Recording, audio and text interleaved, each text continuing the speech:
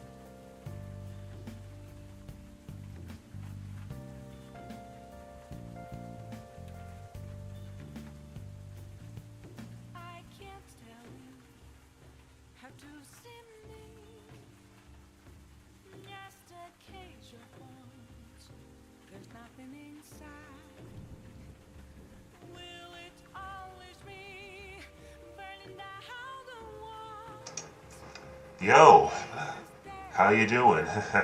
Long time no see. It's been a month. God, it's been a while. Don't know how. I don't think I remember how to stream. But yeah, apologies for being late. I said I was gonna start at 4. It's 4:38. Long story short, I was troubleshooting because, like I said, I haven't streamed for a month, and I don't remember how to do any of this shit, man. Oh, bloody hell. But yeah, I have returned. Praise be, I suppose. But yeah. Oh god, I'm sorry. It's been a month. I've totally forgotten how to do all this shit, man. But yeah, I have got to stop saying that. I'm a goddamn broken record.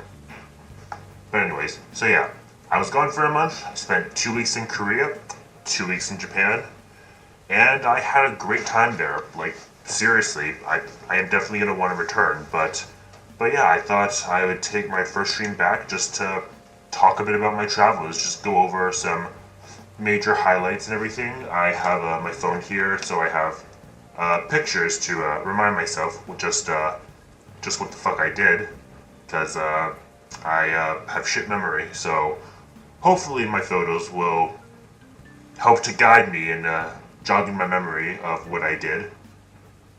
So, yeah.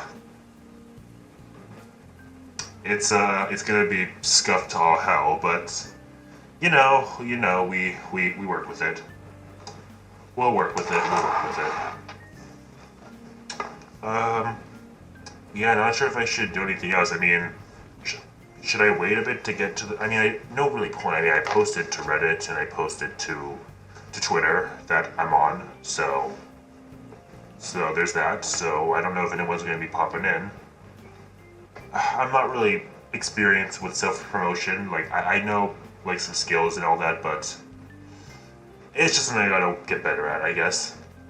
Maybe I shouldn't have chosen my first stream back just to be talking, given how that's a skill in and of itself that I don't really have. Maybe I should have done a game. Either way, we're here now, and that's all that matters. Some things are gonna be scuffed. That's just, how it goes, I guess, but no worries, no worries. Yeah. Alright.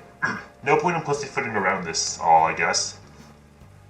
Let's just get into it. Yeah. Oh boy. Alright. I can do this. Right. Been a while since I've seen this screen. So yeah, let's get into discussing just what the fuck I did. So, oh, wait. Oh, fucking hell. Apologies, 1 second, come on, okay, 1 second, apologies. Okay, I gotta fix that.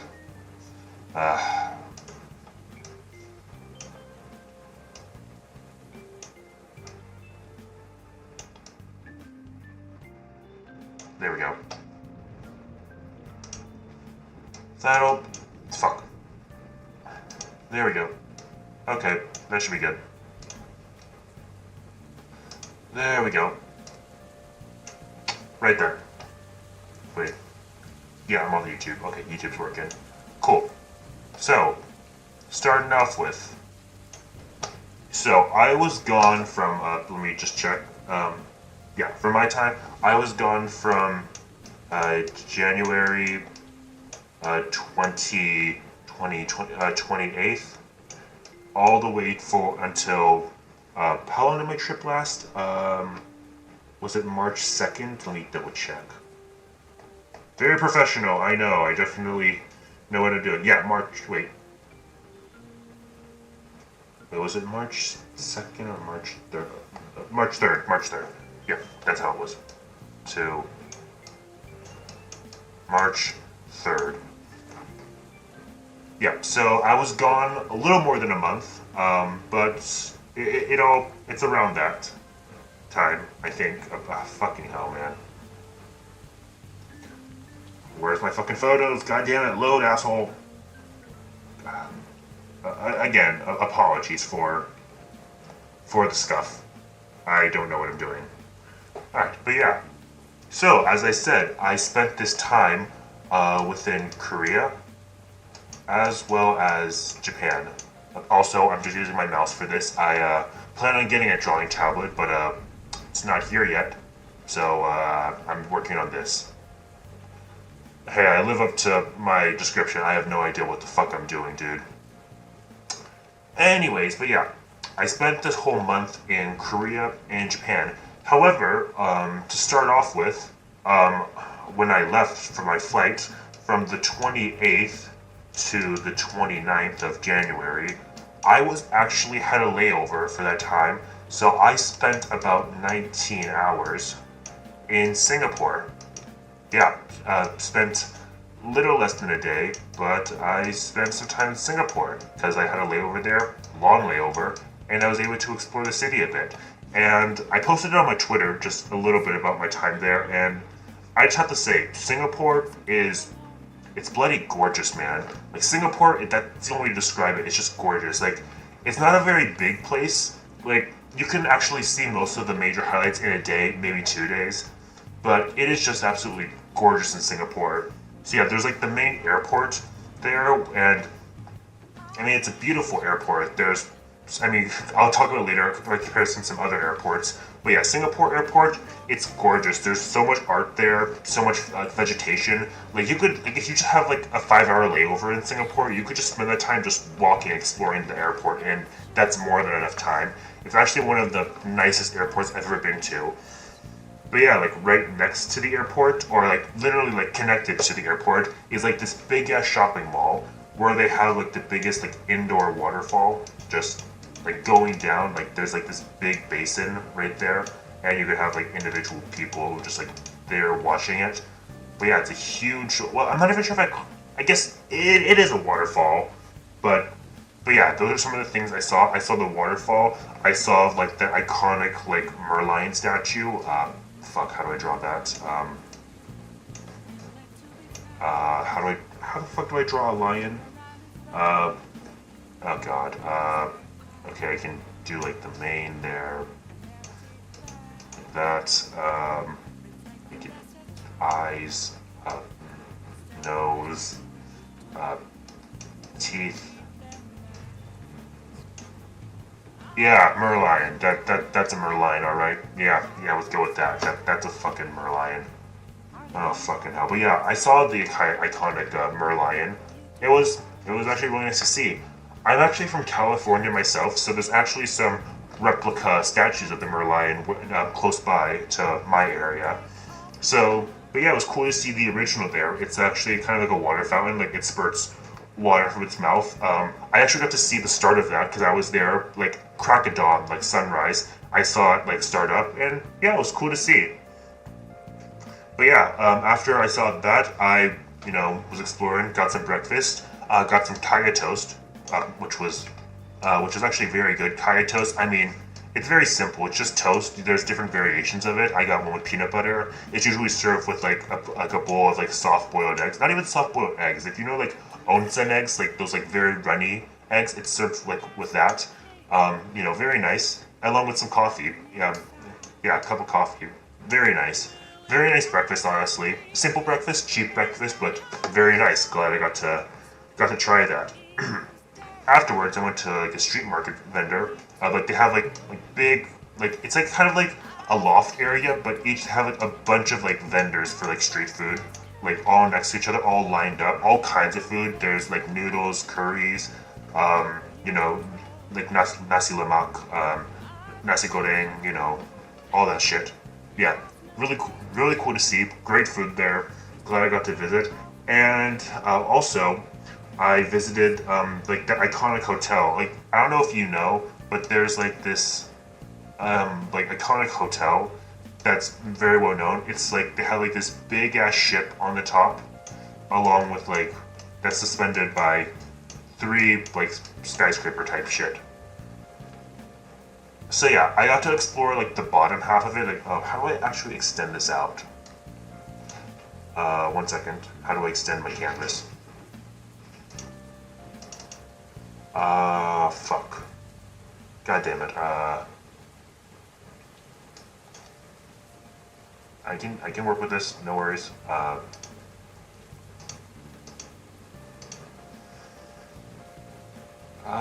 damn it. I just need an infinite canvas, man.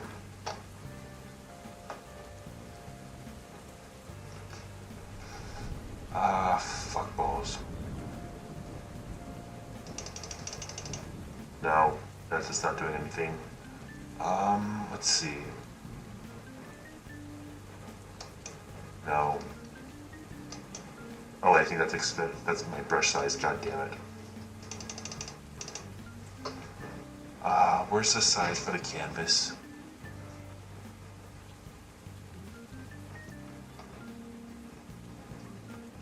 Never mind. I'll just do something. I can just make a new canvas. It's fine. It's fine. It's fine. It's fine. I can just add like another layer or something.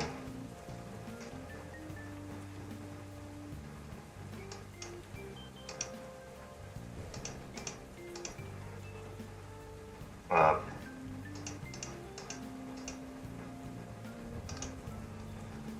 or not. Fuck balls.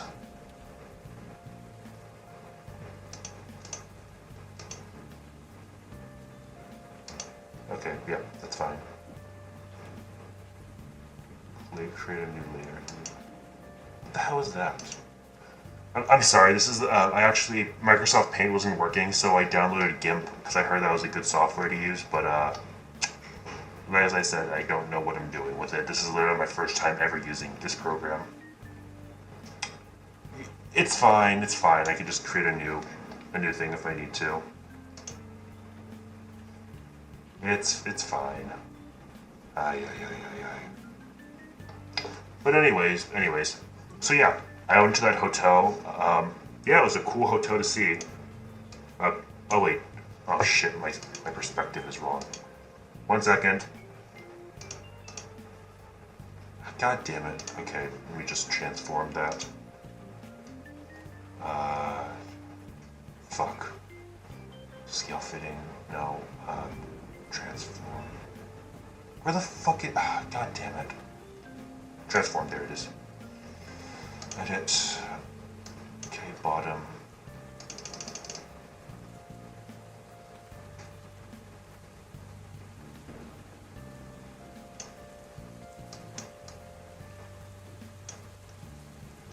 Okay, slowly do that there.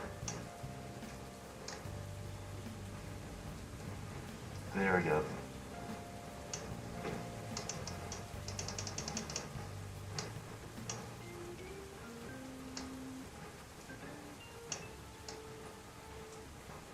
It's fine. It's fine. We're all Gucci here. We're Gucci.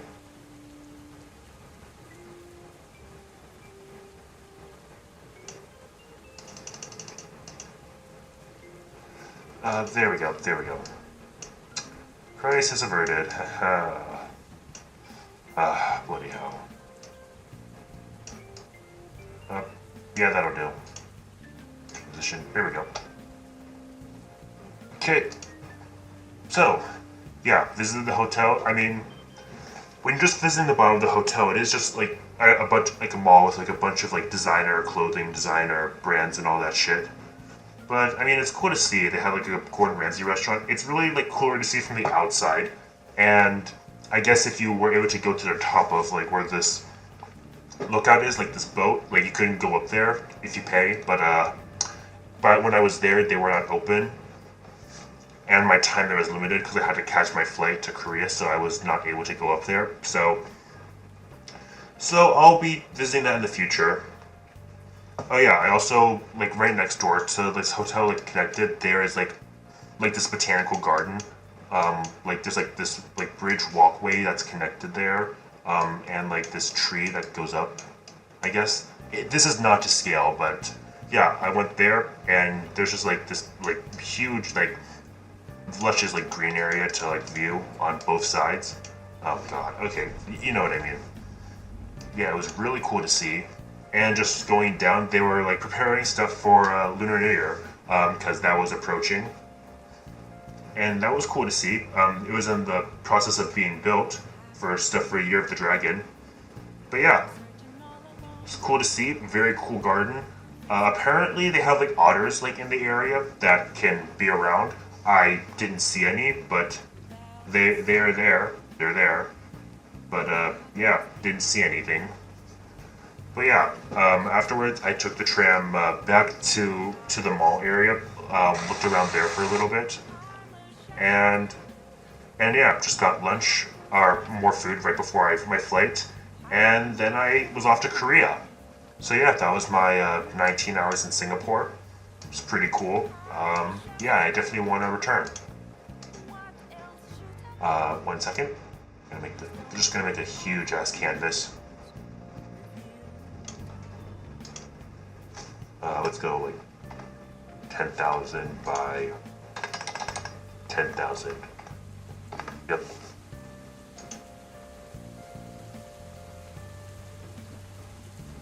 Okay, let me cancel that.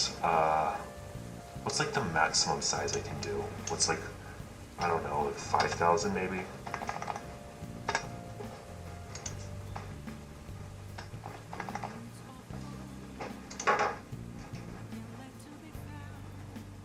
Oh, bloody hell.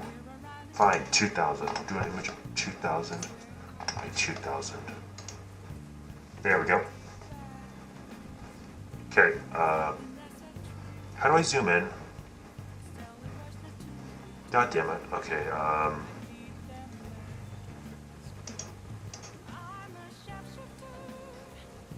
how do I zoom into this shit? 1 second, let me look it up.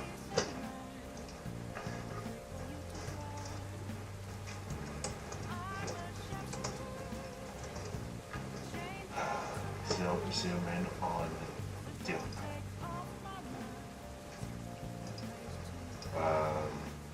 Control. Okay, control. So, there we go. Ah. Okay, that's okay, and if I change the brush size to that, there we go. That should work. Oh shit. There we go. There we go. Perfect. Okay, so after my flight from Singapore, I landed in Korea on the 31st of January. So Jan 31st. Okay. I am not good at drawing on my mouth, so apologies. So yeah, I landed in Seoul Airport at this time, and so I landed at the airport pretty late. It was like around, I guess, 11 p.m. Well, it probably was like the 30th when I landed. Once it went to midnight, then it was the 31st. So I landed on the 30th, but at like 11 p.m. And from there, so yeah, I landed at the airport, and basically I just went to go get basically a transport card that works for all the buses and and the subway or train line, which is good. Highly recommend you do that. There's different types of transport cards. I got like the Korea travel card that's available for foreigners to get. So yeah, highly recommend you do that if you are going to Korea for the first time. Is get a transport card. That's one of the main priorities. And also, if you don't do it before you go, at the airport they have CU, which is like one of like the main convenience stores they have in Korea. Like CU and 7-Eleven, those are like the two main ones. There's another one that I forget the name of, but like CU, that's the big one. Like CU is great. But anyways, yeah, get a transport card from there, and also get an adapter.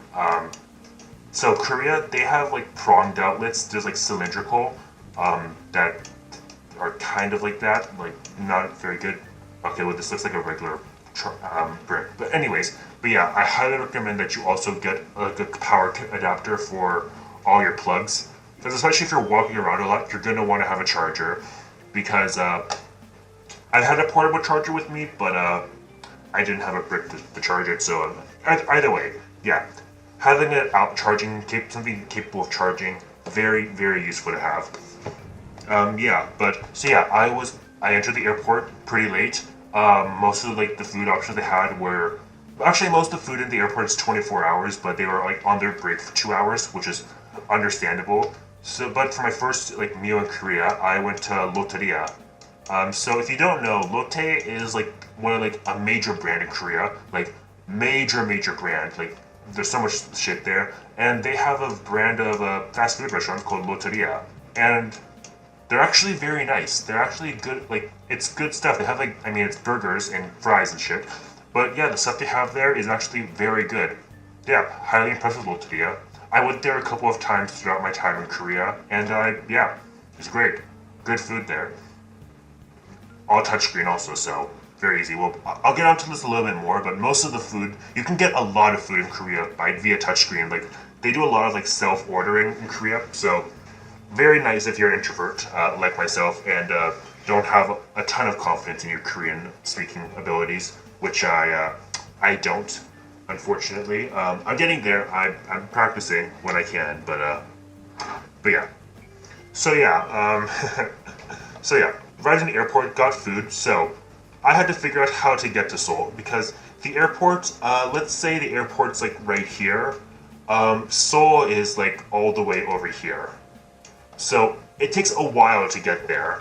Like, so I was able to book like a shuttle bus because like right there at the airport, like you can either like load up like your transport money card to use it for the bus, or you can buy a bus ticket. Either way works. It's like, oh, I forgot. Bollocks, I don't remember how much it was. It wasn't that expensive. It really wasn't that bad. Oh yeah, just might as well put the conversion. Like everything's in one or in one. So it's not one to one. This is definitely not one to one. But the easiest way to like think of things is like 1,001 is about like $1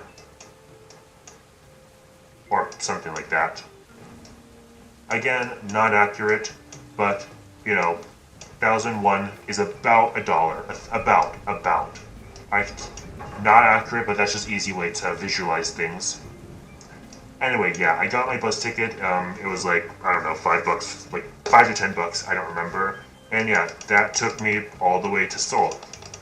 However, I wasn't thinking, and basically, by the time I got to the heart of Seoul, I got off my bus station, it was like 3 a.m. Like fucking 3 a.m. So I was in the middle of Seoul at 3 a.m. At that point I realized, shit, that was kind of stupid. Maybe I should have just stayed in the airport until morning. But either way, I was at a bus station stop in Seoul at 3 a.m. not knowing what the fuck to do. So, what do? Well, thank God I had some reception now. I was about to panic because my carrier, it's like an international carrier. I didn't have to get a SIM card. You may have to get a SIM card if you go to Korea, but my carrier for my phone plan, I didn't need one. They worked in Korea and Japan, so I was lucky. But my signal was absolutely trash, so I was figuring, oh shit, I'm fucked. But luckily, I was able to get some Wi-Fi by a place nearby, so I thought, okay, I can plan out my route, because I knew where my hostel was, where I was staying. So I like mapped it out, and it was only like about like a 30-minute walk. And at this point in my journey, I did not have much luggage. I only had like one backpack worth of stuff. So I was pretty good to go for the most part. So I figured out where I had to go, and I just started walking. Or, actually no, I forgot. I got myself mixed up.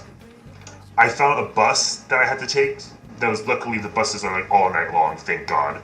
So yeah, I found a bus that was taking me pretty close to my hostel. So yeah, from the bus stop I was here, I took another bus, which I luckily had enough cash for, thankfully. And yeah, I was able to get to the bus stop. And then from there I could like do the 30-minute walk. Moving on. So yeah, I was able to get there. So yeah, cut forward, it's 4 a.m. or about that time. And I got off the bus station and I'm walking around, and it was actually pretty nice. I was able to see, so I was staying in Myeongdong, which are like, I'm just gonna initial it Myeongdong, which is like a big like fashion center or like, and like a big shopping district. So I was like, and there was like a bunch of billboards and stuff, so it was like, it was not lively by any means, but it wasn't like pitch black, which was nice. But from there, basically I figured, okay, it's late or early, depending on how you want to put it. I have no idea what the fuck I'm gonna do. I'm gonna go to the one place I know that will probably have my back, and that's good old Mickey D's, McDonald's. I wrote MD twice. Anyways, but yeah, the Golden Arches. Okay, that's. Where can I change my color? God damn it! Where's the fucking brush? Where's the color? Fuck balls.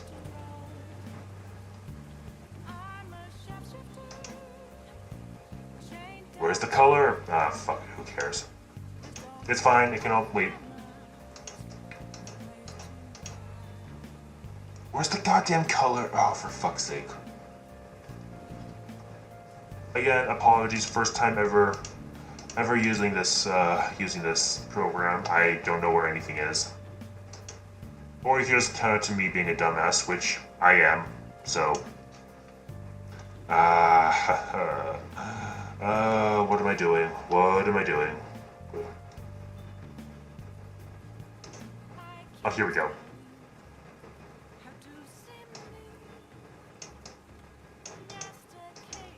Yep. There we go. I did it.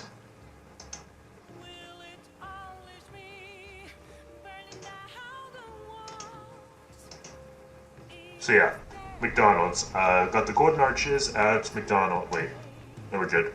Okay, so yeah, I was able to find a McDonald's, so we were Gucci. And luckily, McDonald's, they had my back. I was able to get a coffee there. It was actually nice. It was like a caramel latte, very nice. And thankfully, they had Wi-Fi and a charging outlet because my phone was starting to run low, and I was about to panic, like shit, I'm about to run out of battery. But they had my back. They had charging outlets, and you know, luckily it was like I said, like 4:30 or 4 a.m. by the time I got there. So it was pretty quiet. So I was able to take a seat, take half my latte, and just chill, basically plan out what the hell I'm gonna do. So from my time at the McDonald's, I found out, okay, where the hell am I? Where's my hostel? I found it out, and just figuring out, okay, what the hell do I want to do today? So yeah, I found where my hostel was. So yeah, I stayed there for like maybe like 4 or 5 hours because I figured, okay, like around like 8 a.m. or 9 a.m. I can find out where my hostel is, or I can go to my hostel and maybe not check in, but I can drop off my luggage, and that'll give me some freedom. Right, sorry, stretching. Apologies. So yeah, went there, just wanted to check it out. So,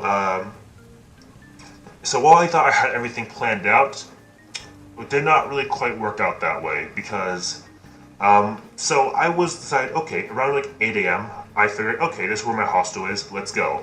So I started walking over there, and this is how it was. So I got a message from the people who run the place saying, hey, check the address, just be careful, because there's like two like hostels right next to it nearby. Make sure you go to the right one. So without giving the name of what my hostel was, I found a place that had the name of my hostel, and I was gonna say like hostel right there. It was like down this like back alley, like so to give an overhead view of how it was. Imagine like this is like a main road. I'm jumping all over the place, so apologies. So imagine like this is a main road. Okay, there's like a side street right here, or like a walkway you can go in. My hostel, let's just say right here, hostel. It was like down this like kind of like dank alleyway. So, I mean, it wasn't like it's very safe in Korea. Korea's a safe place, but it's not like obvious like off the street. You have to kind of go out of your way there. And right here, where my hostel was, there was another hostel like right next to it. And from their message, hey, make sure you go to the right one. I double checked, and the address they gave me was for this hostel, but the hostel that had the name of my hostel was this one. So I'm thinking, fuck, what's the one? Which one's the right hostel? Because this one has the correct name, but this is the address they gave me, and they said careful not to go to the wrong one. So I'm just here thinking, what the fuck do I do? Which one's the correct one? And the thing about these hostels, right? They are completely remote. Like, maybe there'll be a reception in there for like 2 hours, like around like noon to like 8 p.m. or something. But even then, you don't fucking know, because most of the time, no one's fucking there. So I was just on my own for the most part. So I'd go there and like, this one was locked, but this one was open. And I'm just thinking, which one is mine? So, and I don't know because no one's there. And I'm thinking, well, I can't just leave my luggage here. No one's here. I don't have my room. I have no fucking idea. So I'm just thinking, god damn it, I'm just gonna have to bring my luggage with me where I go. Which is annoying to say the least. But I just figured, fuck it, we'll deal with it. So I was right here, so I figured, okay, let's just go do what I plan on doing anyways, carrying my luggage with me. Again, I only had one luggage, and it was like a backpack type thing, so I could wear it as a backpack, but it also had like wheels right here. Imagine that, like imagine this is like a strap. But yeah, so I could just like wear it, but just gotta be careful not to be an inconvenience on the bus and shit. But yeah, I decided it's fine, I'll just take it with me. So I grab my luggage and I just leave. And I get on the bus because I was planning on going to the museum, like the Seoul Museum, which is the like maybe like I don't know, like 10 minute like bus ride away. So I did that, and I get to the Seoul Museum, right here. Let's just say this is the Seoul Museum. It's a nice museum. It's a very nice museum. It wasn't like the National Museum. I went there later, but this is like a museum specifically about the history of Seoul. So yeah, and luckily, thankfully, they had free lockers. Like right outside the building, there were like these free lockers where you could put your shit in. And I was like thankful because my luggage was able to fit into one of these lockers. So I was thinking, oh, thank God, I don't have to have it with me all the time. So yeah, I got the luggage or got it. Oh, sorry, just a second. Just had to stretch again. Actually, let me just check something really quick. I'm sorry, I'm all over the fucking place, man.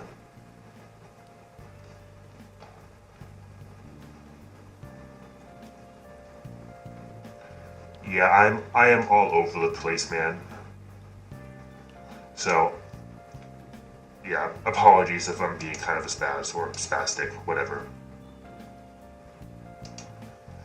But yeah, so yeah, I just put my luggage in there, I go to the museum, and I stay there for about maybe like, I don't know, 3 hours or something. I was taking my time, like reading all the exhibits, because most everything was explained had in English, or like 90% of the stuff there had like English, like had English descriptions underneath the Korean ones.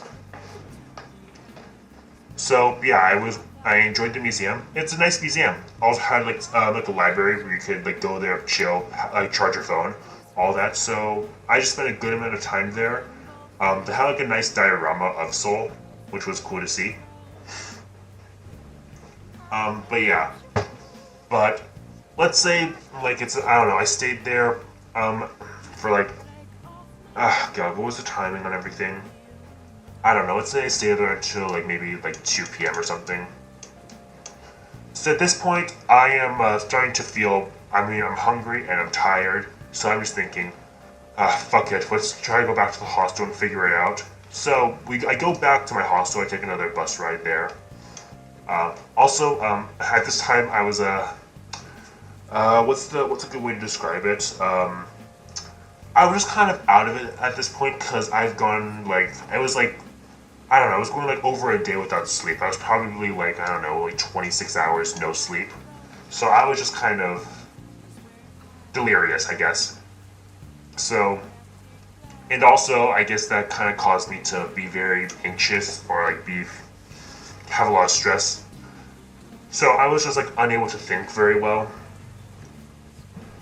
So I mean, there were some food places nearby that I wanted to go to, but I was not confident in my Korean speaking ability, and I just kind of psyched myself out of like eating there, which is stupid. I should have just gone and just figured it out because I'm sure like they get some like tourist or places like Seoul's like it's a good I don't know exactly. I'm sure they would have been fine. I would have figured it out, I guess, but I was just like psyching myself out. So, which was dumb of me. Don't be like me. Like even though I was trying to have like a plan to plan out every conversation, like have a script for like all my things. Long story short of it is like if you don't speak Korean, yeah, it can be anxiety inducing not knowing like how to communicate, but just keep it cool. You'll get used to it and it'll be fine. Which I'm saying in hindsight, but keep in mind this is my first time ever in a country like not with where people don't speak English as a majority and I'm just kind of like isolated on my own, fucking delirious, like over a day with no sleep, and I was just kind of freaking out like a little bit, like going like, fuck, what do I do? I don't know my hostel, what am I doing? I'm hungry, I don't know what to do, like I was like fucking, I was kind of losing it, but I managed to find a place to get food, I ate, I was starting to feel better, I just figured, okay, I need to go to my hostel and just fucking sleep or some shit. So, after a while, I get to my hostel, I go back to my hostel, and I'm figuring out, okay, I should know what to do. And I'm checking this place again, because this place right next door to this hostel was the address they gave me. But luckily there was someone there saying like, hey, can I check in? Like, are you the person I need to talk to? And they just kind of looked at me weird, going like, because they didn't speak English, and I was like, who the fuck are you? And I'm like, I'm here to check in. and they just saw I showed them like my check-in information, and they said, "Oh, no, you have to go next door." And I figured, oh, this place, okay, which, in hindsight, yeah, that makes sense, because this has the name of it, but I was thinking, well, the owner told me there were 2 hostels, that I have to be careful to make sure I go to the right one. So I go next door, and again, no one's there, but I have a message from the person saying, like, oh yeah, you can just, like, this is your room, just, like, walk in and put your shit there, and you can, like, check in and shit. So I was like, okay, I guess this is my room. Like, no, again, like, I don't know what the fuck to do. They just said, yeah, you're room 3. And I just go in there, and I was like, okay, no one's here. I guess I'm just gonna enter. And the hostel, and again, like, it's a hostel situation, so, like, there's, like, I don't know, 6 beds. Like, there are, like, 3 bunk beds. So, yeah, this is, like, imagine the door is right here. I enter, there's, like, a bunk bed on this side, one right here, one right here. I was up here, and no one was there at that time, so I was just alone, so I figured, fuck it, I'll figure it out later. So I was able to put my shit here, I get into bed, it's like maybe like 4 p.m. right now, and at this point, like I said, I'm probably like, what did I say before? I'm probably like, yeah, 28 hours no sleep or something, so I just get in my bed, and I just like fucking conk out. Like, I'm just fucking donezo. Like, I'm just fucking conked out. And by the time I wake up the next day, it's tomorrow. It's like 8 a.m. on the next day, first day of February. So yeah, I didn't do I guess you could say I had an eventful first day since I was doing a good amount of shit, but in terms of actually doing meaningful stuff, I really just went to the museum, and that's about it. But after the museum, I think basically, I was feeling a lot better the next morning. I had rest. I was figuring, okay, I have some idea of what I'm doing. Not a great idea, but I have some idea of what I'm doing. And yeah. Sorry, I'm actually just not used to talking for this long. Holy shit. I'm sorry, I just looked at the forecast and it said it's fucking 97 degrees Fahrenheit where I am. Oh, thank God I have air conditioning in my room. Thank God, man. Oh, bloody hell. Okay. Sorry, I was getting some water.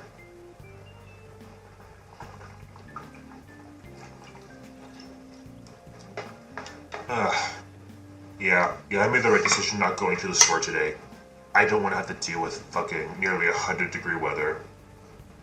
And it's supposed to be autumn now in Australia. It's supposed to be fucking autumn. Why is it nearly 100 degrees? When is it gonna get cool, man? That's the thing.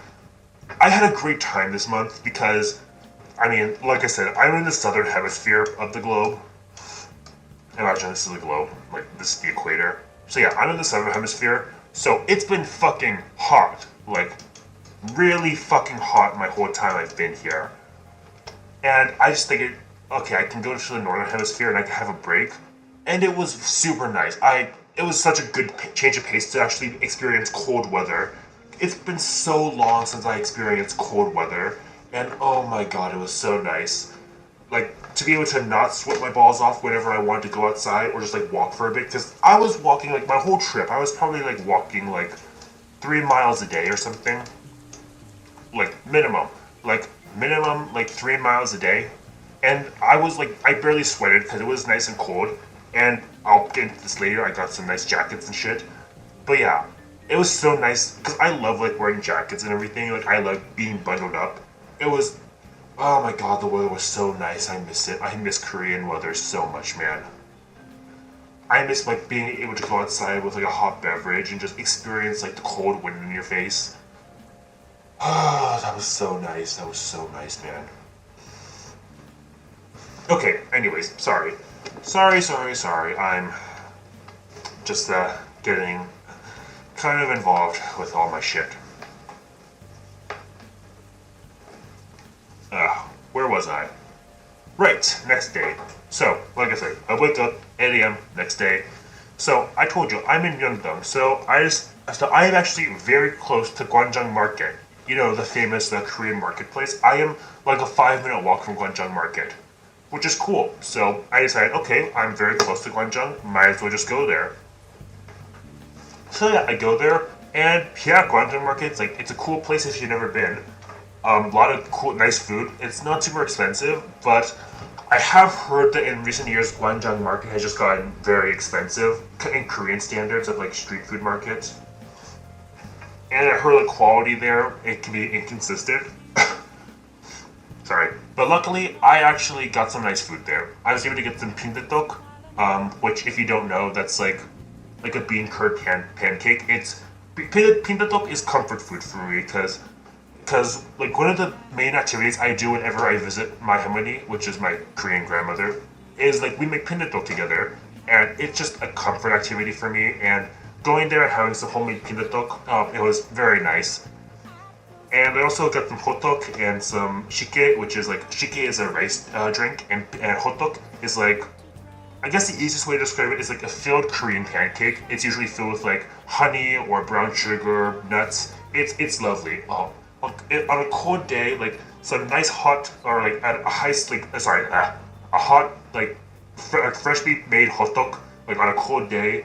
Oh, it is that's amazing, dude. I miss it so much. I didn't do it, but I could literally go like every day eating a hotok, which I shouldn't, cause you know carbs and sugar bad for you. But it was so nice, man. But yeah, I was just like walking around um, exploring Gwanjang Market and just the Myeongdong area. And Myeongdong just has a bunch of like good food sellers in general. Like you can find great food everywhere. I visited the Design Plaza, like I forgot the name of it, but it's like this like really cool building. It's like a silver building. It's like a big fashion place. They were actually doing like a fashion show there, I think. So there were a lot of people, but it was cool to see. Like, I mean, Koreans are just super stylish, so it was kind of cool to see. But yeah, bunch of street food nearby. You can get a lot of things. Again, I was kind of self-conscious about like ordering sometimes, but I got over it eventually, which you just have to get over it. How your Korean is probably going to be a bit shit, but again, just get over it, just do your best to communicate, and you'll manage. You'll manage. Because Korea is actually pretty English friendly, all things considered. I mean, if you speak Korean, things are going to be much easier for you, but if you only speak English, like, you could get by. You just have to have like I would recommend having a translator app on your, if you can. Like Google Translate, not great, but it can work. I use like this like AI one called Papago, which actually works pretty damn well. So yeah, so yeah, having a translator app, highly recommend. But yeah, after like just exploring, it was starting to get like dark around like maybe 6 p.m. Like I spent like a lot of time just like walking and exploring, like going to various shops and things. But yeah, like eating like street food, like Korea has so much great food, man. Anyways, but yeah, I near the end of the day, I decided to walk along the path for like I think it's called Myeongdong Fortress. Basically, like imagine this is street level. Like this is street level. There's like this big ass wall that goes up like this massive hill, and this is like basically this wall is like hundreds, almost like thousands of years old from like an old Korean like fortress, and like it goes up all this way. So I figured, yeah, let's just hike it. Let's just go this whole way and hike it. So I got pretty damn far up this whole like mountain place, but you know I think I got to like the peak of the mountain of this trail, and then I figured, okay, I'm hungry. I think this is good. So I got to the peak of it where this fortress went, and then I decided to go down and go back to the start walking back to the hostel. So I started walking back, and yeah, I got some food, and I ended my day. I wasn't super hungry, but I wanted a snack, so I decided, you know what, I want to see Korean McDonald's, because that first day, I only got a latte. I didn't get to try, like, individual Korean McDonald's food, so I decided to try some of, like, the unique items. So yeah, what I got was, like, a shrimp roll thing, like the Korean, like, bulgogi burger, and, an Oreo affogato. They were all very nice, actually. But yeah, Korean McDonald's, pretty good, pretty good. But yeah, after then I decided I'm tired and I ended my day. You know, I don't know if I should I keep doing like a play-by-play of like my whole time there? It might be kind of boring, and I'm just not very good at explaining all the shit I do. You know what? I don't have to go like play. I don't have to be doing like a play-by-play of each day. No, I'm not gonna do that. I'm just gonna like go over my photos and look at some highlights. Yeah, I should do that. Right, highlights. Went to like a Korean art museum the next day. It was cool. A lot of nice exhibits there. I got some popcorn there. Well, Korean popcorn. I forgot the name, but yeah, it was cool. Went to Nanjang Market, and I went to this place called Kalguksu Alley. If you don't know Kalguksu is like knife cut noodles. That's literally what it translates to. And yeah, it was delicious. And the cool thing about it is that they give you a little bit of naengmyeon along with it. And all the ajumas who work there, they are aggressive, man. Not like mean, but the ajumas who work there, they are aggressive. Like, I walk into Kalguksu Alley, I walk into this alley, there are like people, like ajumas all along this street, like all along like both sides, who will literally grab you and try to pull you like into like their restaurant. Like I only got maybe like 10 feet in before I got grabbed and like what? And they just pulled me into their stall and I figured, okay, we're doing this now. But yeah, they fed me. Yeah, it's actually really reasonably priced. They'll give you like a bowl of kalguksu, along with like a small bowl of naengmyeon, or bibimbap, which is like spicy naengmyeon, delicious, and some kimchi. And once you finish your kalguksu, they will refill it. They will give you like another serving of noodles. So they will give you a shit ton of food, all for like maybe like $7, like about.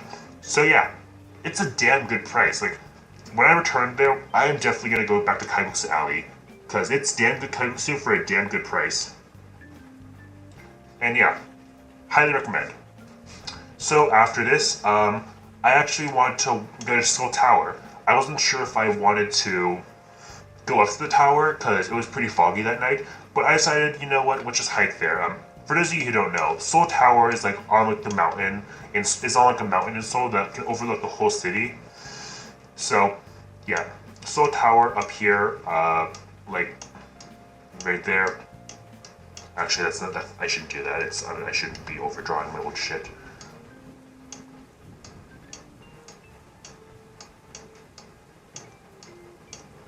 Let's see. Let me get it. What does Seoul Tower look like? Okay, it kind of tapers off a little bit.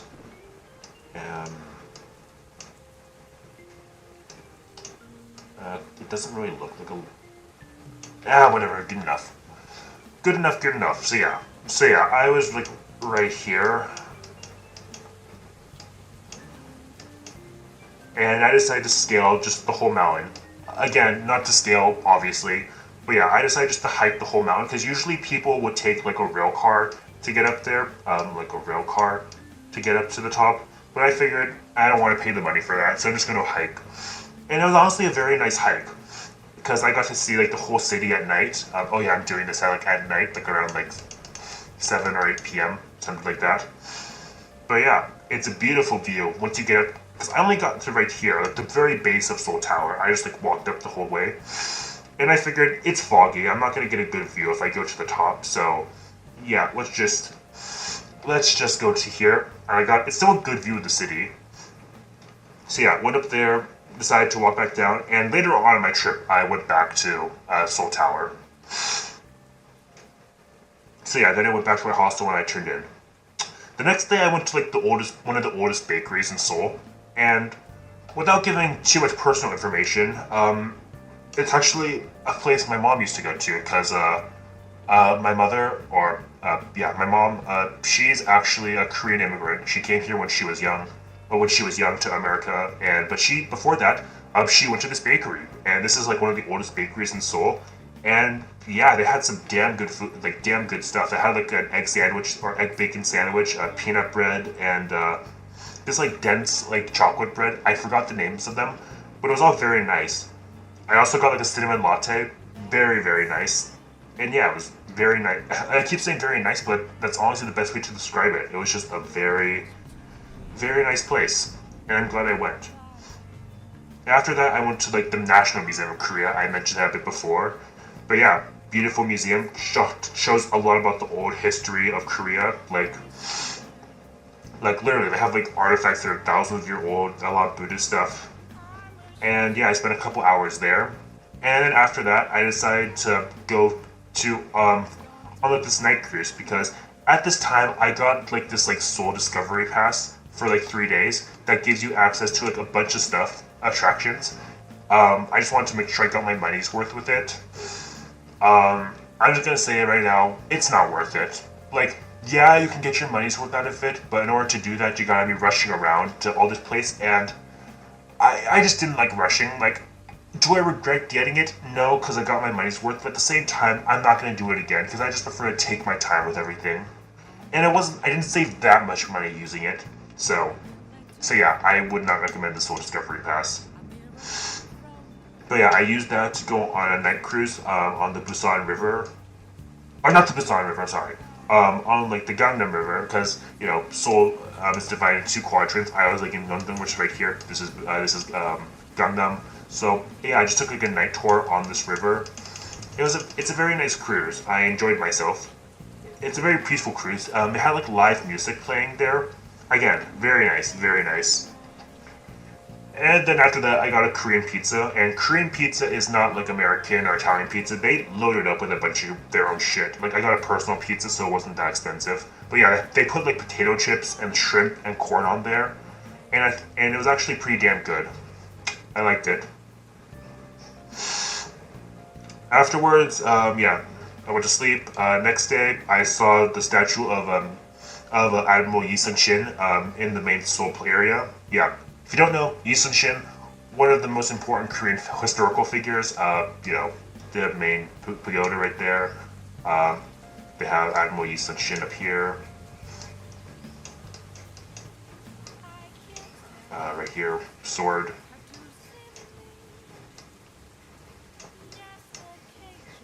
Alongside his helmet. But yeah, if you don't know, Admiral Yi Sun-shin, one of the most important Korean historical figures, one of the coolest, most badass motherfuckers in history. Like, we would not have Korea today if it was not for him. Like, he saved Korea from Japan, basically. Like, you know, turtle warships and all that. Like, he is one of the coolest, like, historical figures, in my opinion. Like, he's a hero. Like, Admiral Yi Sun-shin, the definition of a hero. He's so cool, man. He's one of the coolest historical figures out there. So yeah, saw that, walked around. Yeah, from here, I decided to go back to Seoul Tower, went up to the top. Again, it was kind of rushing because I wanted to get the most out of my Seoul Pass. Make sure I got to all the main places because I always had like this red bus tour that went around the whole city. Again, rushing, shouldn't have done that. But yeah, just walking around, exploring places, went to a couple of temples, and yeah, just walking around. Sorry if I'm not being very thorough, but yeah. I am not good at explaining my travels, man. Apologies. Yeah, I'm honestly just kind of someone who just likes to live in the moment. I'm not good at really explaining shit. Or maybe it's just because I don't have anything to explain anyone to. I don't know. But yeah, went to some temples, saw some cool shit there, and yeah. Had some really good food also. Something I've never thought it just never occurred to me it's dumb that I never thought of it, because one of my favorite dishes is a kimchi jjigae, which is kimchi stew, and another one is tonkatsu, and I never thought you can put this shit together, because they have katsudon where they put like a crispy tonkatsu with like egg and like sweet sauce over rice. Delicious, love katsudon, but I never thought of putting tonkatsu in kimchi jjigae, because kimchi jjigae is made with pork, but like having the pork be tonkatsu is genius because the batter, it absorbs the kimchi broth, and you can get like it's slightly crunchy on top. It's like absorb the kimchi broth on the bottom and eat it together. Like, it is genius. I can't believe I never thought of it before my own trip.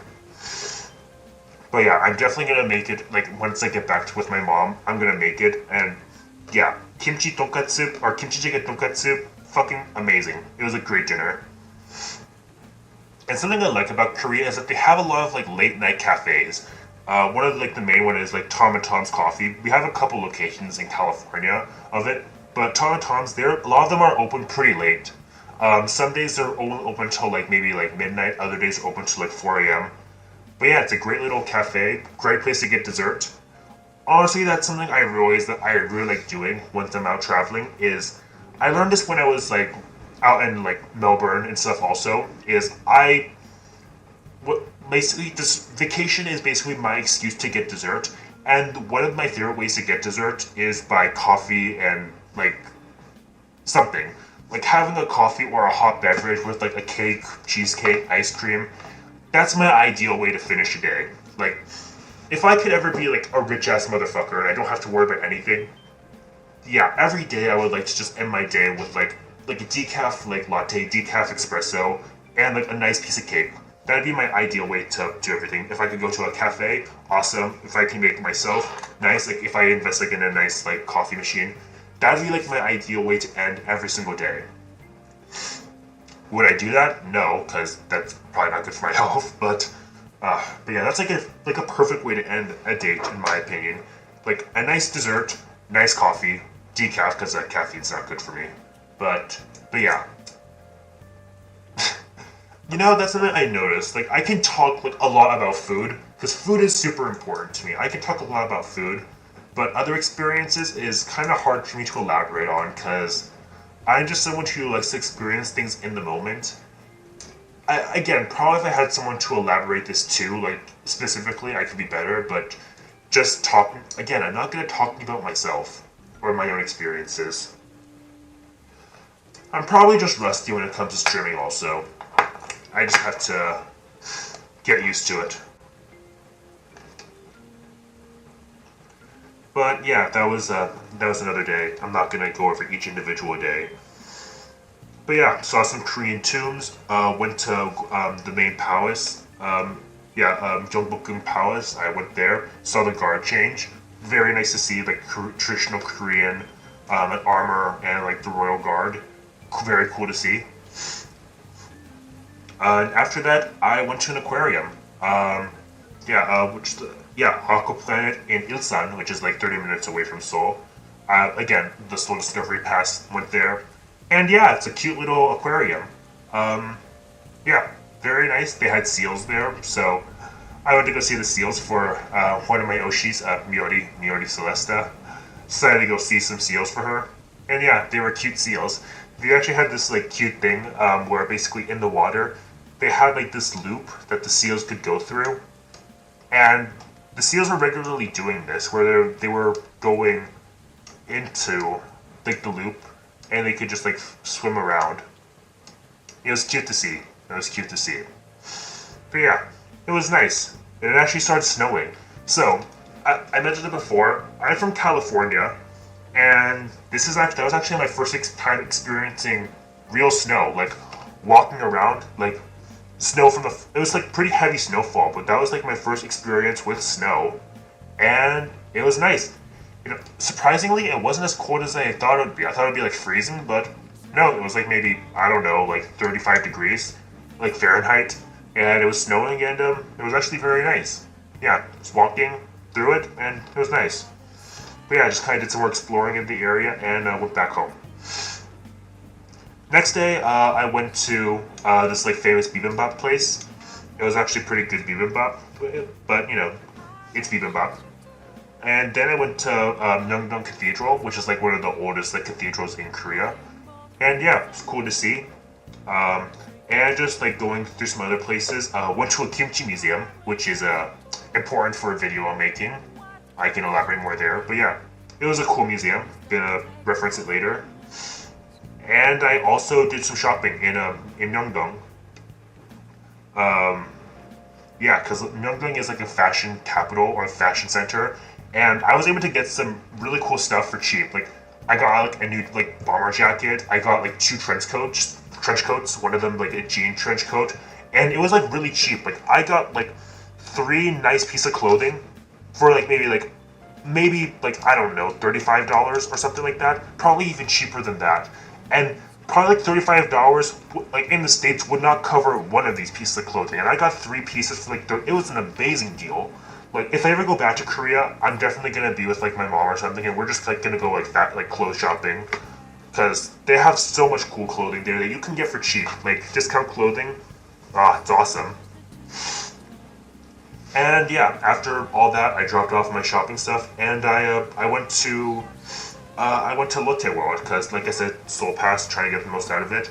And yeah, Lotte World, it's all right. I mean, it's a cool place, like a big indoor like theme park. It's cool to see, but you know, uh, I didn't have honestly the best experience there because I only really got to go on one ride. So the way the queue was is they had like single riders, and like the big queue for like multi riders. So I thought, okay, the single rider queue, that should be fast. So I went there.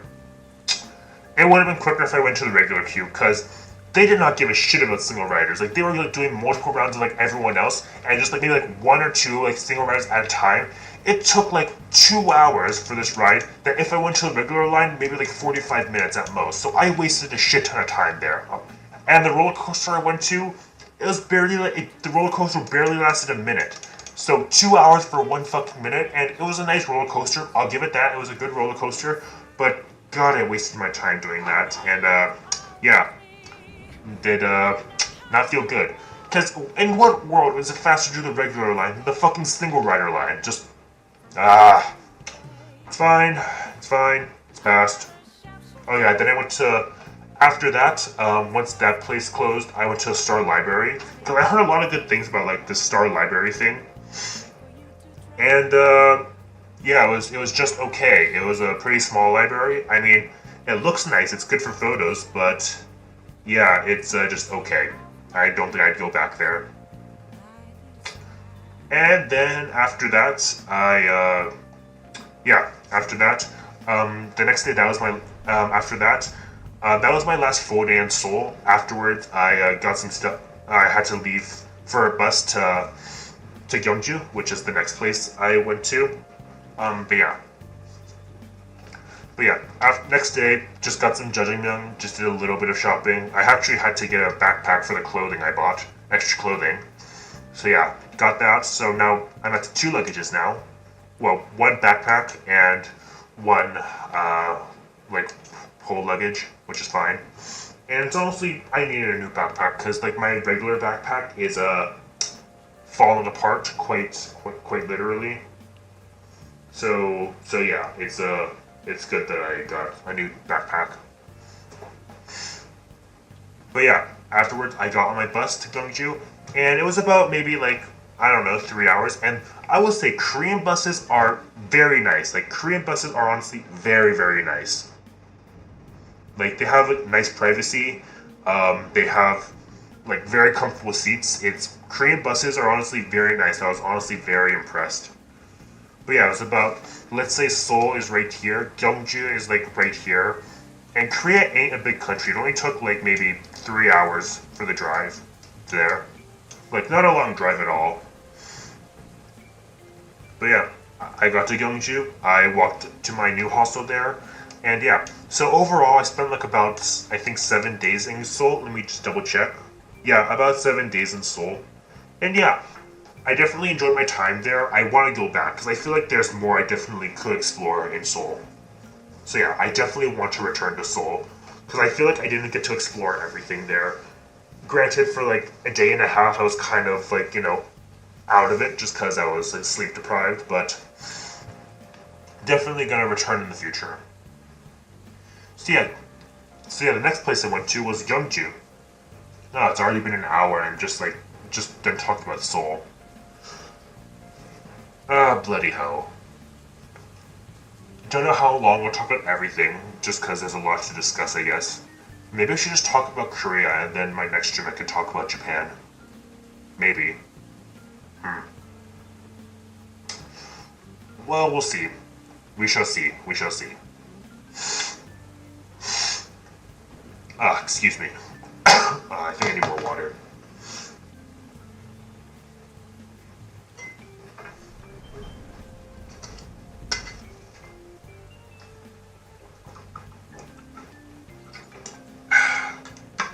That's better.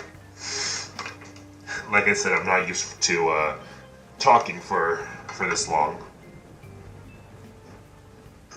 It's all good. It's all good. Right. Oh, fuck. Camera. There we go. So yeah. So then I entered Gyeongju. Now, Gyeongju is actually like a lot. It's a much smaller town than Seoul.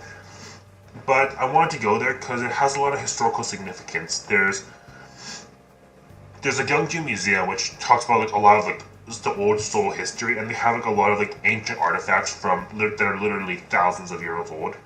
And it was honestly like a really nice, like small, quaint town, really nice scenery. It was just really nice to see. But yeah, went to Gyeongju Museum, saw a lot of cool stuff there, and yeah, there's also what's the name of this place again? Oh bloody hell! Let's see. There was like this like palace kind of thing nearby. I forgot the name of it, so apologies. But yeah, it was like on some water again, older. Wait, actually, I have it here. Donggung. Yes, I went to Donggung Palace. So yeah, it's a smaller place, but you know, it was nice to see. Saw the oldest observatory in all of Asia actually. So it's a Chomsungdae. Yeah, Chomsungdae Observatory. I'll draw it the best I can. Let's see. It was like that. Had like a hole there, and flat on top. Yeah, it's like this old ass observatory, literally thousands of years old. This is like the oldest observatory, not just in Korea, but all of Asia, at least that we currently know of. And it's still standing, which is awesome to see. But yeah, just saw that briefly.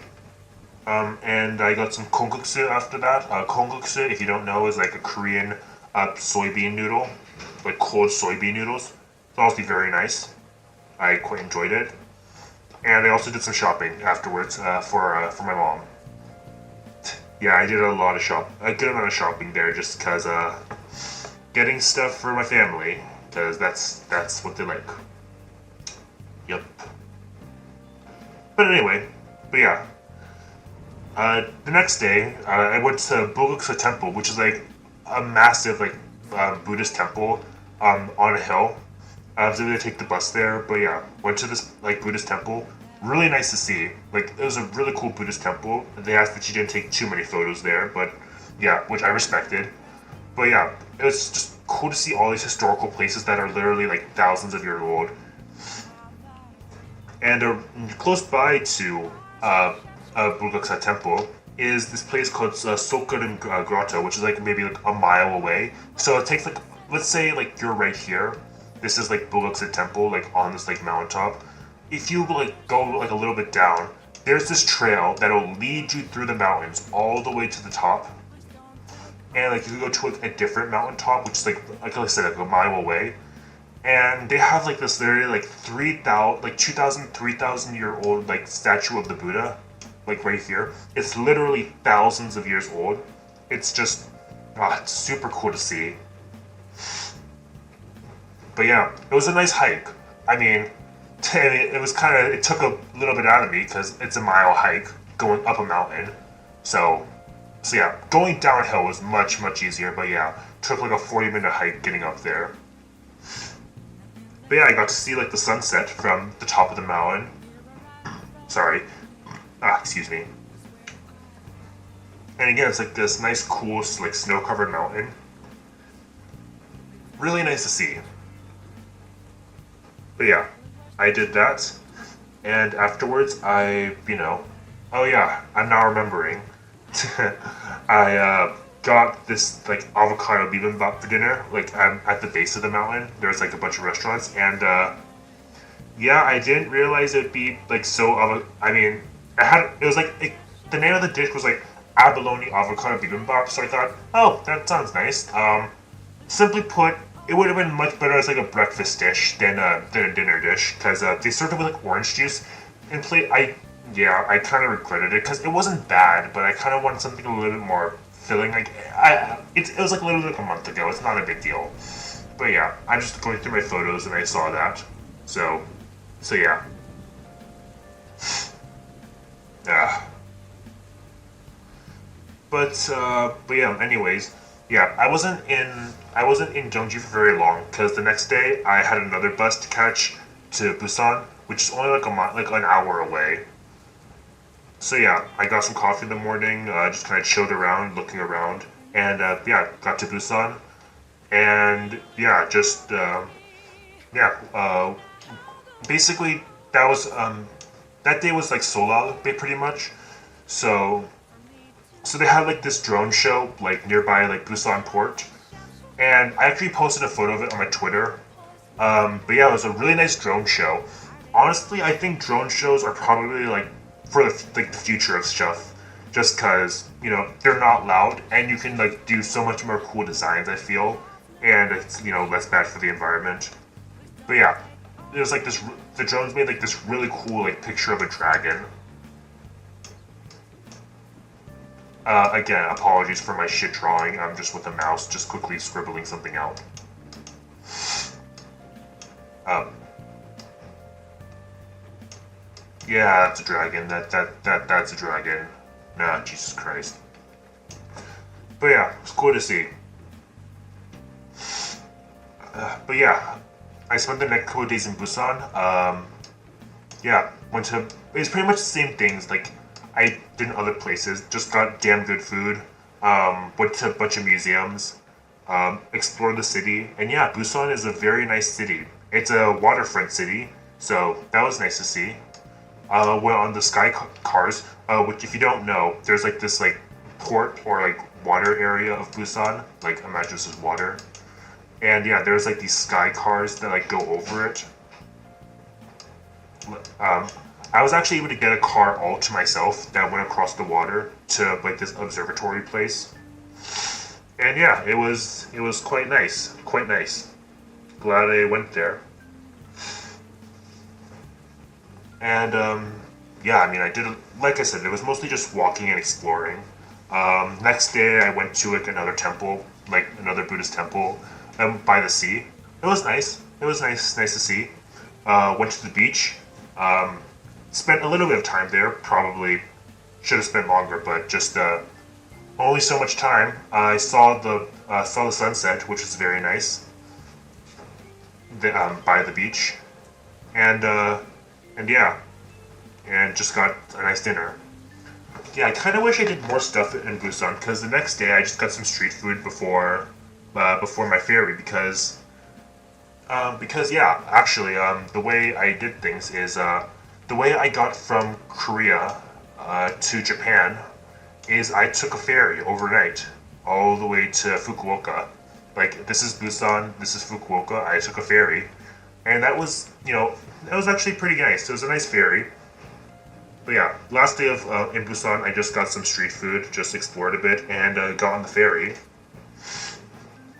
So yeah, I mean, don't really have much else to say. Definitely want to return to Busan. I would love to maybe go with other people because I was just alone for this whole time. But yeah, I spent the 31st to the 14th in Korea. I'd say that's what I did. Yeah, that sounds about right. 31st to 14th in Korea, and yeah, it all just flew by super quick. Like I did a lot of stuff during that time, but I feel like I could have done more. But the time just went by so fast. Man, kind of nice to reminisce because I was just kind of like just going boom, boom, boom every day. But yeah, just going over it all. Yeah, I did a lot of stuff. But yeah, anyway, that was my time in Korea. Uh, I guess this is the canvas. Uh, yeah, this is a very incoherent. It's just scribbles and shit. Well, no big deal. I should make a new one. Okay, moving on.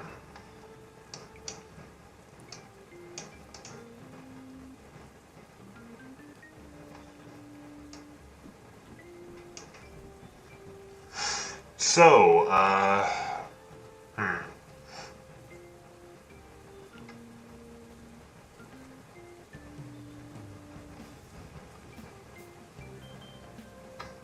Sorry, I'm just trying to plan things out. That'll do. Right. So yeah, now we're going into Japan. So, yeah, got to Japan in the morning, like 15th, February 15th. That's when I got into Japan in Fukuoka. So I only spent a day in Fukuoka. I wish I spent more time there, but in the future I definitely want to return. Oh, sorry, something bummed. But yeah, started my day, went to Starbucks, got a latte and a donut. It was actually Sakura season, so they were doing a bunch of Sakura stuff. It was nice to see. But yeah, Fukuoka, very cool place, like beautiful place, a lot of waterways. But yeah, they have like, Fukuoka's like a big ramen hub, and I was only there for one day, so I wasn't able to experience all of it. But yeah, I got some sukemen there, very nice. I definitely want to return because there's more things I want to try. But yeah, but for dinner, I went to the Kirby Cafe because they have a Kirby Cafe in two places. I saw both of them. There's one in Tokyo and one in Fukuoka, and it's pretty easy to get a reservation at the one in Fukuoka. So I went there, and it's honestly very cute. The Kirby Cafe is very cute. The food there is a bit pricier than I would have liked. It's honestly not terrible. Compared to like some like collab cafes, it's honestly not terrible. The price is, but I'm a cheapskate, so it's more expensive than I would have liked to pay. But say lovey. So yeah, I just kind of got a latte there and Kirby like lunchbox bento thing, and it was okay. The food was just okay, not bad, not bad. I heard some collab cafe food is just atrocious, but it was okay. It was okay, and I got to keep the lunchbox, and I got a mug with the latte, so that was nice. But yeah, got a couple other things. Went to the Gunpla base, and I couldn't help myself. I bought some stuff there, so yeah. But yeah, just kind of explored Fukuoka a bit more. It's a cool place, and I definitely want to return. But yeah, after that, so the way I traveled, basically, from after my day is basically I had a bus scheduled on like the next day, the 16th. So I had a bus going from Fukuoka to Hiroshima, like over here. And the way I got around after that is basically I had a rail pass for like 5 days. And I was able to take the Shinkansen from Hiroshima all the way to Kyoto. Or at least that's what I thought, because you're not allowed to take the Shinkansen from all to Kyoto. My rail pass, it doesn't allow that. So you can take it to Osaka, like right here, but not to Kyoto. Now, they're only 30 minutes away, but I didn't know that. So I ended up taking the Shinkansen to Kyoto, and I couldn't leave. Like my rail pass, it just wouldn't let me leave. So what I had to do is I had to go from Kyoto. I had to take just a regular like rapid train back to Osaka, take the Shinkansen back to Osaka, and then from Osaka I had to take like a regular train, like rapid train to Kyoto. Even though I was in the fucking station, but they wouldn't let me because I took the bullet train, so I had to go back to Osaka, get on a regular ass train, and then go to Kyoto, and then I could get off. And then from there I was able to go to my hostel, which I had a very nice hostel. But yeah, that was pretty much the whole entirety of the 16th. Was just travel. So I just got katsudon for dinner. It was nice. It was like 11 p.m. But luckily there's a couple of like late night restaurants in Japan, which is nice. They had like unlimited rice refills, which was nice to see. But yeah, afterwards, just went to bed. The next day I decided to walk to like that. If you know this place in Japan, it's like this like observatory temple thing. It's pretty busy when I went there, but yeah, it's like, if you know, there's like this mountaintop, there's like temple I forgot the name of it. I'm very sorry, I forgot the name. What's the name of it? Fuck.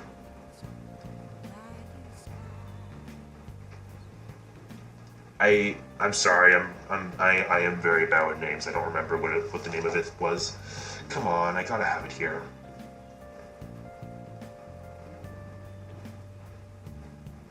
I think it's called the was it it's called the, no, it's not that.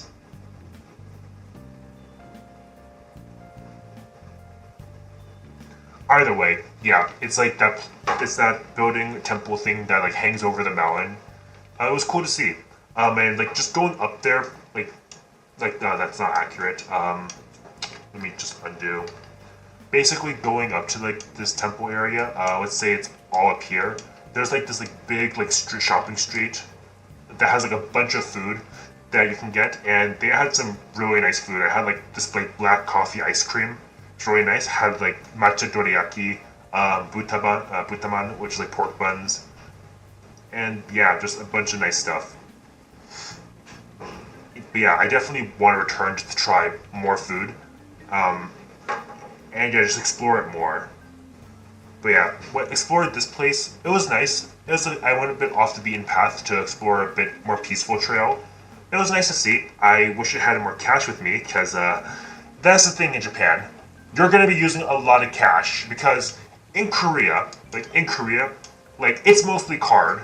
Like unless you're going to like street food or like refilling like your travel card, like for the money card, you're gonna be using your card for the most part.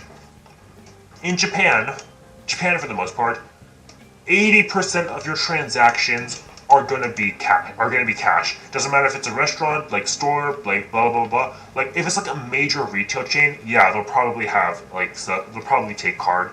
But like 80% of like restaurants, 80% of like tourist places, it's only cash.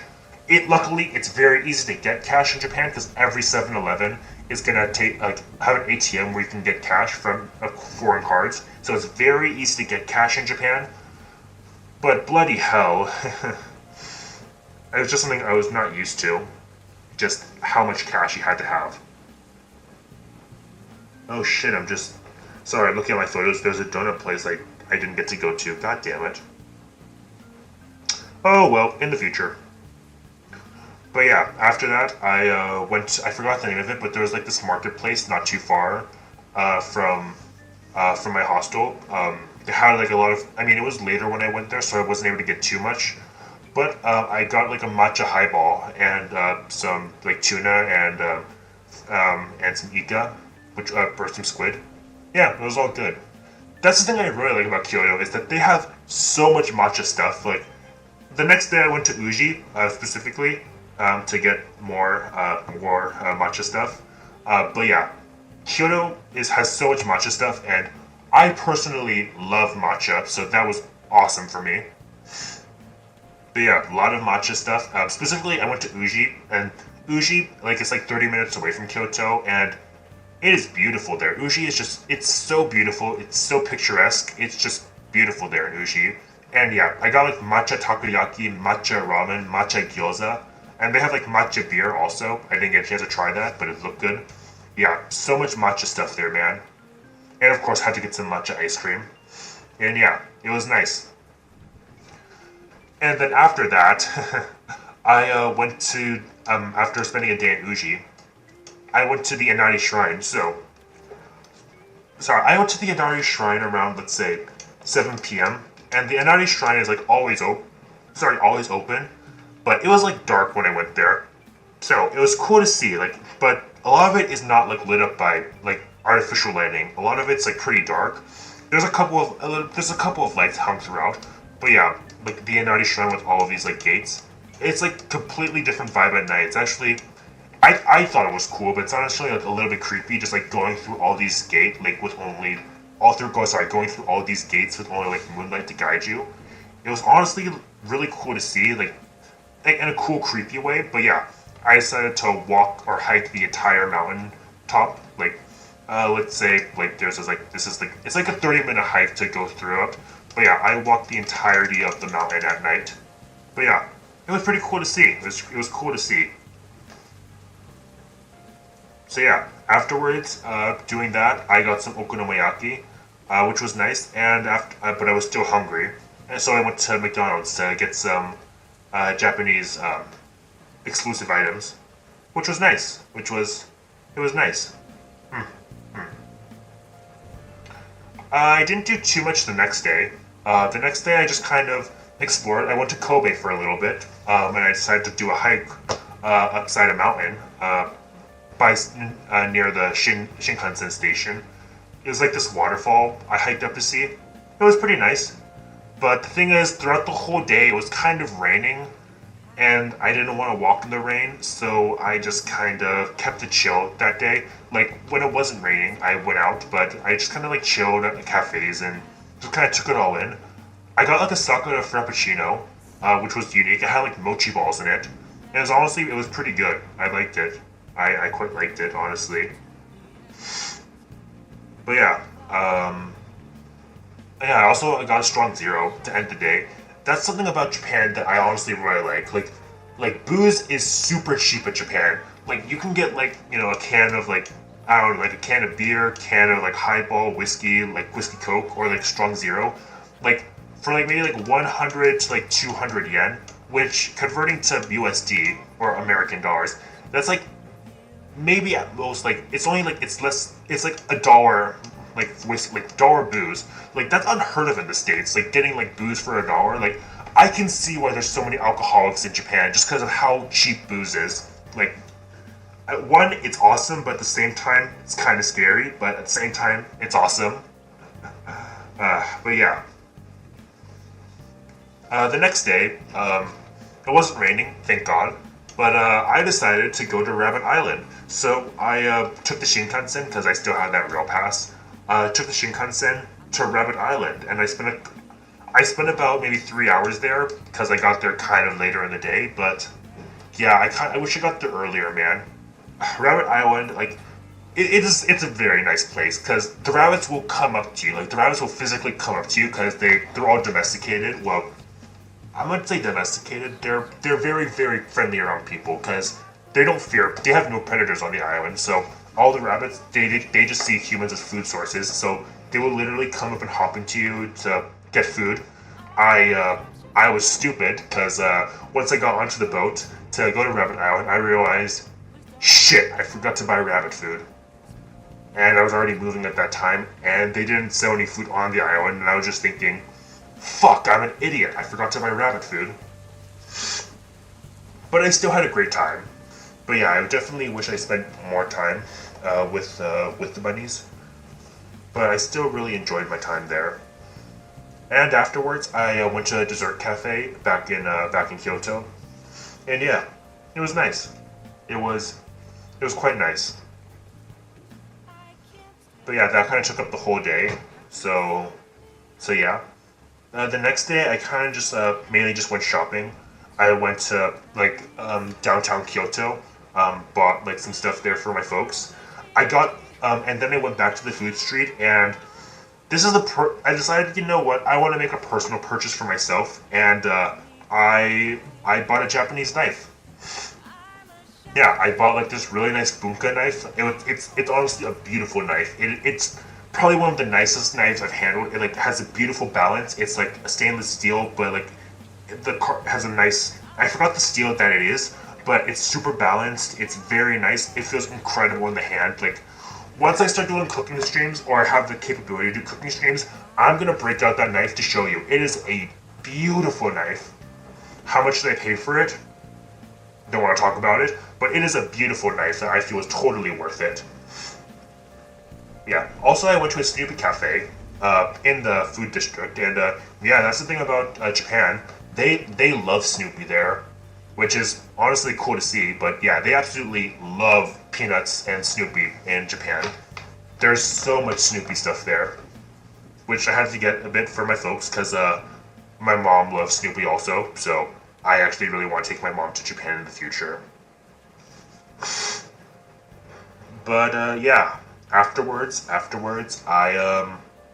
got on the train and I went to Osaka because that was my last day in Kyoto, and I spent after that I have a couple of days in Osaka. So yeah, I got my stuff to Osaka, and I just got to my hostel and just explored the area. Went to, I forgot the name of the place, but it was the place that they sell like kushikatsu and such. It was all kind of busy, but I just got some curry. It was good. I went to Coco Curry, which is like a fucking, I forgot. It's another curry chain. The two main curry chains in Japan are Coco Ichiban and sorry no, it was Gogo Curry. The two main curry chains are Gogo Curry and Coco Ichiban. I went to Gogo Curry and it was pretty good. The next day I went to Denden Town, which is basically, put simply, it's basically. We're back. We back? Okay, cool. We back. Sorry about that. My OBS just disconnected for some reason. But yeah, like I said, I went to Denden Town the next day in Osaka, and it's a cool place. They have like arcades, which are nice to see. But yeah, it's a lot of the figures there are very overpriced because this is like a popular thing in like figure shops in Japan. Basically, they have like these glass cabinets that individuals can rent out to put their own figures there to sell shit. However, all these glass cabinets that have like little figures and stuff, they're all scams basically because the people who like rent out these cases, they can set the price on the figures they want to sell, and most of the time they upcharge up the ass with it. Because I don't want to sound pretentious, but I am a figure connoisseur. I love anime figures, but I know what they're worth, and a lot of these figures, they were overpriced as shit. There were a lot of them were like capsule figures or like crane game figures. They're only worth like maybe like 1,000 to 2,000 yen. They were charging like 5,000 yen for this shit. They were upcharging out the ass. It's Jesus Christ. But yeah. However, I did buy a couple of things there because there is this one figure that I was looking for a long time. I missed out on the pre-orders online, and that was my goal when I went to Japan, is that I'm gonna find this figure and I'm gonna buy it. And it was a Hatsune Miku like Puss in Boots figure. It was a very popular figure, but people were upcharging it out the ass. But I was able to find a decent price for it, so I got it along with some Nekopara figures because, you know, I'm the Nekopara god. I love Nekopara, but yeah. But yeah, I just spent like the whole day exploring Denden Town because it's a cool place and you can like get lost there. And it's also, they have a lot of like 18 plus stores with with dojins and all that. Like, I'm gonna say this. This is one thing I love about Japan. They are super open about their dojins. Like, basically what it is like most shops will have like multi-layer, like they'll have like figures, they'll have like comics or like manga, but then on the top of it, that's where the 18 plus shit is. And as long as you're 18 plus, you can just go there and no one gives a shit. They just have like, there is so much like porn, there is so much like doujinshi out in the open. And I just gotta say, it's fucking awesome, dude. Like, just so much porn. Like, listen. I am a degenerate, and I fucking love my dojins. Just seeing all of this shit just like out to see it, it's like to peruse through all these dojins. That was fun. But yeah. And then the next day, I decided to go to downtown Osaka and like see like the big fake tourist stuff, like, you know, like the Running Man statue, like, you know, like, or the sign like, "Woo, Running Man, yeah." I think it was like from the 30s or something. But yeah, to see like more of like the stereotypical Osaka stuff. But yeah, got takoyaki, got a lot of takoyaki, and yeah, the takoyaki there is good. I tried this thing, I don't remember what it's called, but it's essentially like a takoyaki sandwich where basically they give you like 2 rice crackers with 2 takoyaki in between, and like, you can like smush it down to basically like open up the takoyaki, because takoyaki is like piping hot when you get it, but because you can smush it down, that able to like distribute out the heat, and you can eat it like a little sandwich, and yeah, it was very nice. I also got like mixed takoyaki, like mentaiko takoyaki, like mayo, like, you know, negi, which is green onion. Yeah, a lot of takoyaki, delicious. Yeah, very nice. I also got this like, there's like this famous like fluffy cheesecake place. I decided to go there to get a cheesecake, and I actually shared it with some people in my hostel. Yeah, I actually quite like the hostel I went to in Osaka. The people there were very nice, very friendly. I actually met one homie there who's a weeb like myself, and yeah, he was chill. He was from Brazil, and yeah, we played some Smash Bros together. We went out to a bar together, and it was nice. It's kind of funny. We were the same age, but I'm a much heavier. Like I'm not gonna say I'm a heavyweight, but I can handle my alcohol pretty well. Like after like 2 drinks, he was like drunk and shit, but I was like fine. I think I had basically. I mean I didn't have anything too intense. I only had like a beer and like a rum and coke. But he had like a highball or like a whiskey sour, and like he was he was like flushed red in the face and everything. But yeah, he was Japanese, so who knows? Maybe the Korean genes make me stronger. uh, anyways, oh yeah, but also I went to like this really nice like coffee place. If I mean, if you don't know, I love coffee, and the place I went to was honestly had like a really nice vibe because this is something that I want to like touch upon. Korea, they're very into like iced americano. They're the IA, iced americano. Like Korea loves americanos. Japan, they love pour over coffee, and I love both. But they have like these like, I mean, listen. I mean, listen to what you're listening to right now. Listen. Yeah, Persona. So, yeah, they had like the coffee place I went to. It was like just like Cafe LeBlanc, honestly. Like it was like this like hole in the wall kind of place. The guy like there obviously loves his coffee because they had like a bunch of like different brews in the back. And yeah, I got a pour over coffee there, and it was lovely. I personally like I love pour over. Like it was such a nice coffee. Like I said, I love to end every day with like a coffee if I can. Granted, I should have got more decaf, but coffee's coffee, and I love coffee. Moving on. The next day, my last day in Osaka, I actually went to, fuck, what did I do? That's right. So, last day in Osaka, I went to Osaka's Koreatown because I was missing some Korean food, and yeah, I mean the food they have there, it's all right. It's all right. I mean, they had like kimbap. I got like a tuna kimbap. I got some oden or omuk, depending on what you want to say, and some tteokbokki. It was kind of like a toasted rice tteokbokki. It was nice, but yeah, after having like the actual Korean food in Korea, the stuff there, it didn't compare, man. Like it was not spicy at all. Like I get it, it's Japan. They're gonna change food a little bit for Japanese palates, but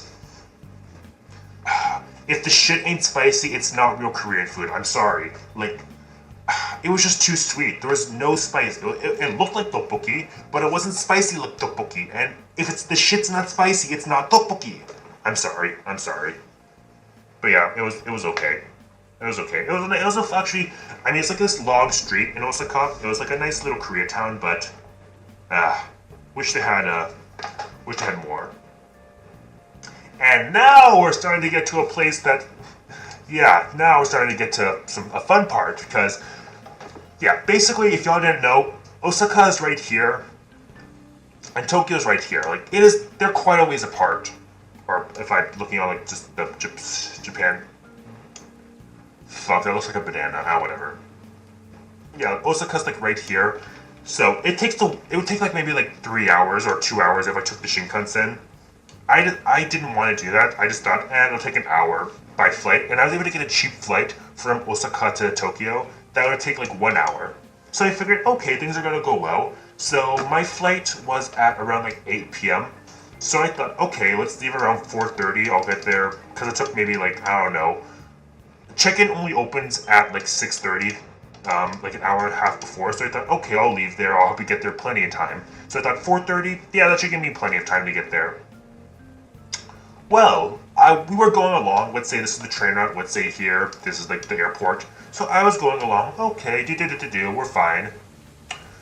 Like 3 stations before, some chuckle fuck decides to jump in front of my goddamn train, and we had to stop. Like, we were just fucking stopped there. You wanna know how long we were stuck? We were just stuck, like literally, like in the middle of the track because we couldn't move just because of some chuckle fuck. We were stuck there for 3 fucking hours. The train was stuck for 3 fucking hours.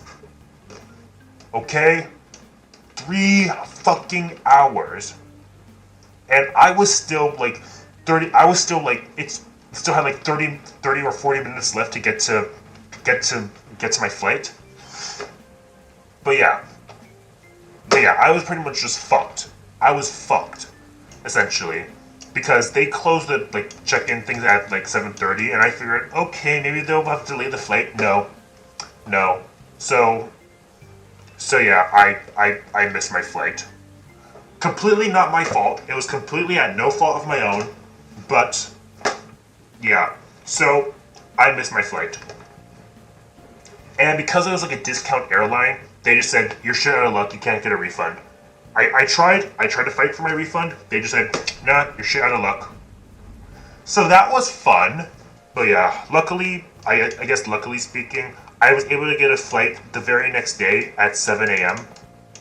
But I am not going to be transversing, so I was at the airport from like 10 p.m. All the way to 7 a.m., which I could start like boarding and shit or getting all my shit in order at like 5:30. So yeah, I had dinner at the airport, which luckily there was a 24-hour like restaurant at the airport, which was good.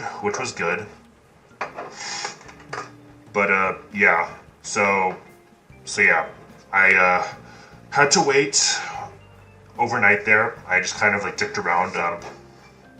I mean, if you want to talk, I was kind of lucky, if you want to say that, quote unquote, because Melody, like, you know, like I said, my Oshi, she was streaming at like 3 a.m. that day for me, because she had like an event like she was in. So I was able to watch Melody stream at 3 a.m. So that was nice. That passed the time. But yeah, I made it to the flight, and I took only like an hour to get to Tokyo, and then from there I had to. The thing is, because I was at Nagita Airport, so Nagita Airport's right here, my hostel was like right here. Basically I had to take like a shuttle to like Tokyo Station, and then had to take the train to my hostel. So that took like an hour and a half. And like I said, I didn't really sleep, so I was just kind of dead tired. So I just kind of chilled in my hostel for a couple hours and just kind of waited out the time until like say like 5 p.m. And then I just conked out. Just cause yeah.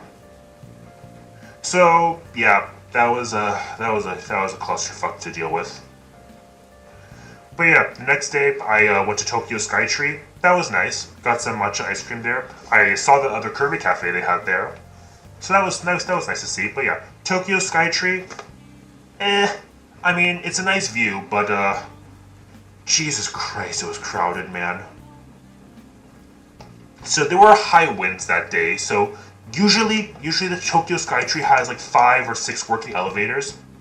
Because of the high winds, they had to shut down 4 of the elevators and only had like 2 elevators working. And there was a fuck ton of people waiting. So yeah, I thought I would have plenty of time. It took like an hour to get up to the Skytree. Yes, you don't think that there'd be a line to leave, but there was like a fucking line to leave because they shut down all but 2 elevators. So yeah, once you figured, oh, I've had enough time here, you had to get into a line to leave. But they were doing like a Genshin collab, and I don't give a shit about Genshin myself, but I have a friend who likes Genshin, so I showed some stuff for her. So she liked that. But yes, Tokyo Skytree, the view is nice, but maybe I don't know if I should go in the future. If I went with like family or friends, I'd go again. But going by myself, probably not. But it was just bad timing, and I was unlucky when I went. But yeah, but the area I went, like, there's like a mall area like right underneath it. It's a nice little mall. It's a nice little mall. Has some nice food there also. For dinner, I went to like this like, again, like Cafe LeBlanc kind of place. They had like homemade pasta there and like pour over coffee. It's actually kind of interesting the way they did the coffee at this place. So it was a pour over, but it was like served like an espresso. Like it was this tiny little espresso like kind of cup, but it was like done with pour over, and it was pretty concentrated. The master of the place, the guy who owned it, he was nice. I talked to him for a little bit. I got the blend that he recommended, which in hindsight, I probably should not have gone for recommendation because they're going to recommend you the most expensive thing there. So I ended up paying like 900 yen for this this like espresso shot.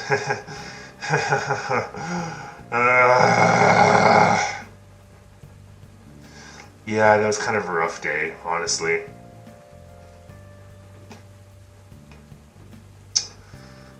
But yeah, the next day was much better because the next day I was able to go to Shinjuku and I saw my queen. Basically, they were doing like a Hatsune Miku like art gallery in Shinjuku at I forgot where. That's like the small place. But yeah, they had like a Hatsune Miku collab, this art exhibit, and yeah, you had to pay to go to the exhibit, but it was beautiful.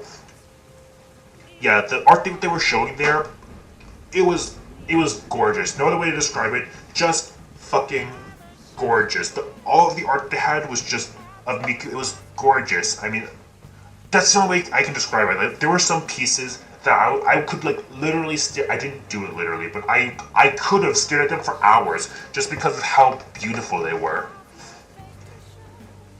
And honestly, like the prices that the pieces were going for, I didn't buy anything because I don't have the space for it. But if I like for what they were, like home hand painted art, I would buy them if I had the cash, just because they were very like reasonably priced for what they were. Like there was like this big canvas that one of the pieces I loved. It was like this big canvas of like Miku just like floating in water, and just the individual brushstrokes that you could see. It was God. It was just gorgeous. Like no other way to put it. It was just mesmerizing, just how gorgeous it all was. I'm sorry, I'm rambling, but yeah, I definitely loved the Miku Art Gallery. So yeah, Hatsune Miku Art Gallery. Yeah, highly recommend. Well, y'all can't go to it because it's limited time.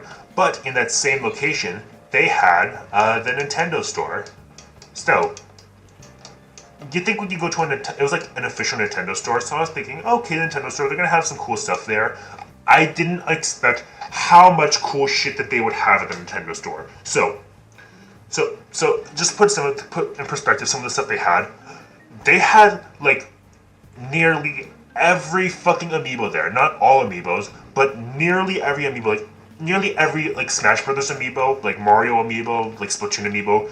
They had it there in like this big fucking line of like all amiibo, and they were all like retail price. Like some of the shit that's like scalped to like all shit in America.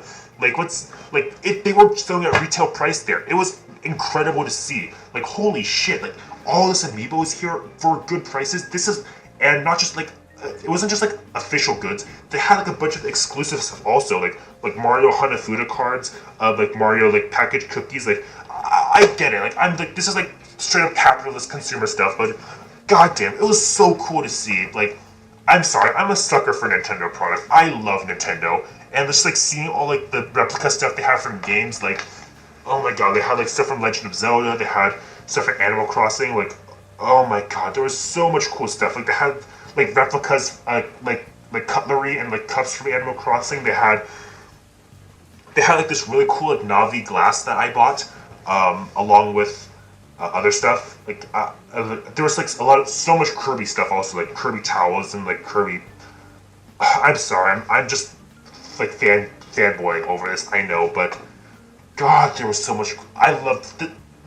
Listen, if you are a Nintendo fan and you go to Tokyo, you have to go to the Nintendo store. That's not a maybe. That's not no. You have to go to the Nintendo store in Tokyo. It is fucking awesome, dude.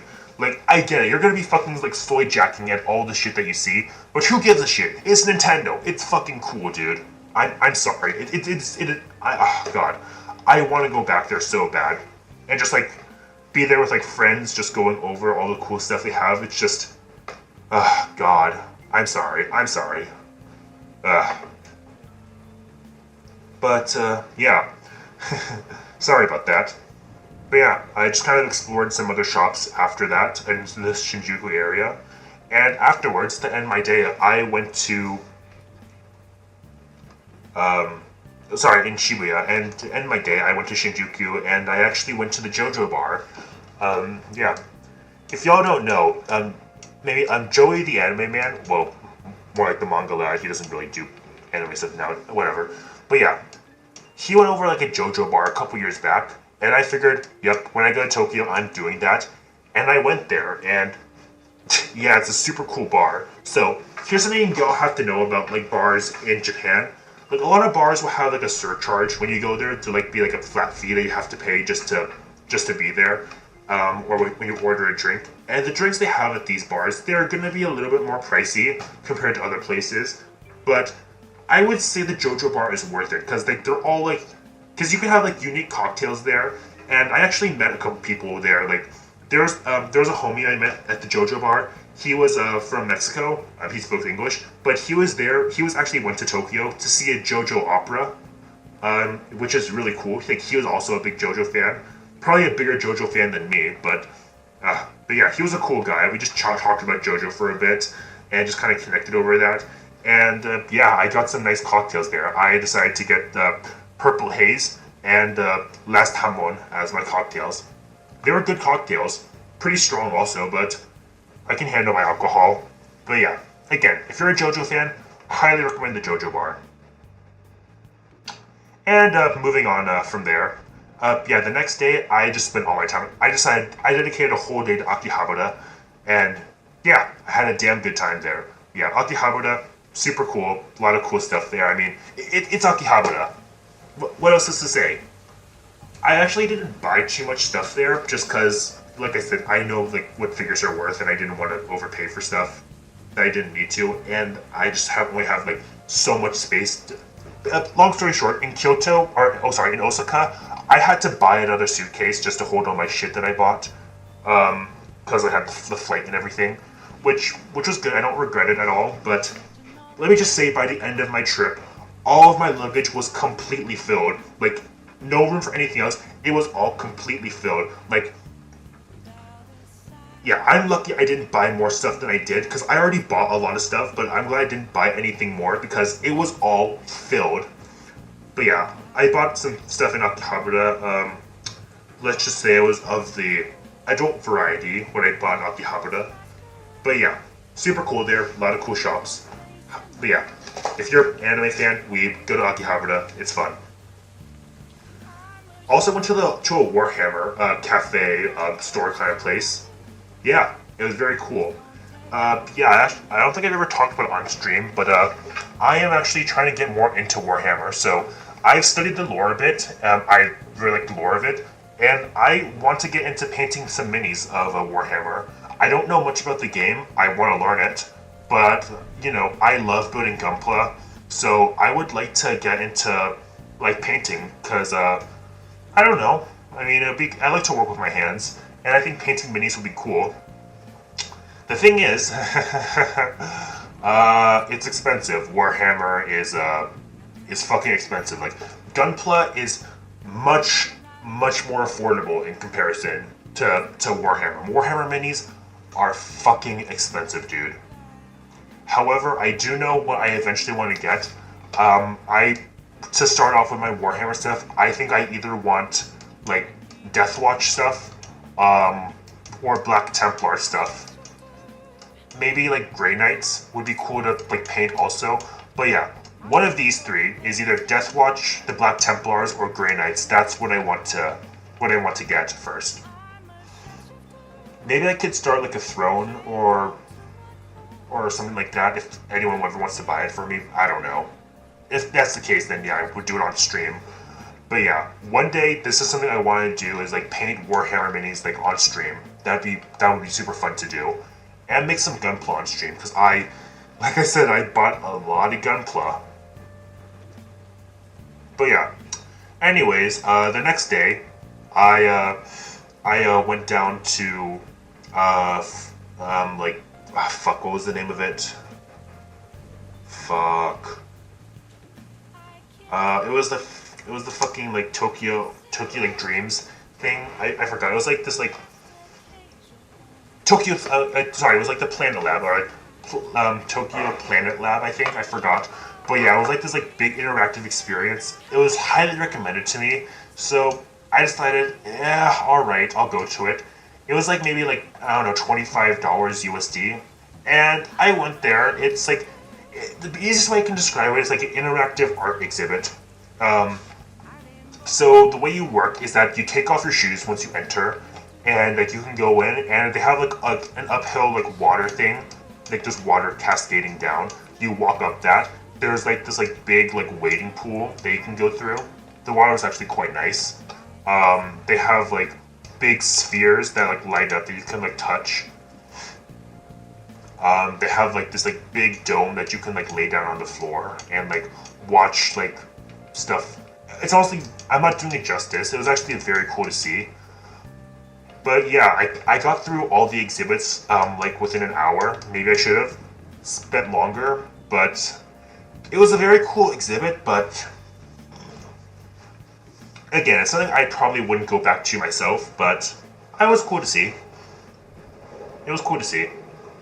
I also went to like this like Michelin star like tempura place. Not like, it wasn't like expensive Michelin star. It was like the basically, you know how they have like that Michelin star thing that's like for like affordable food?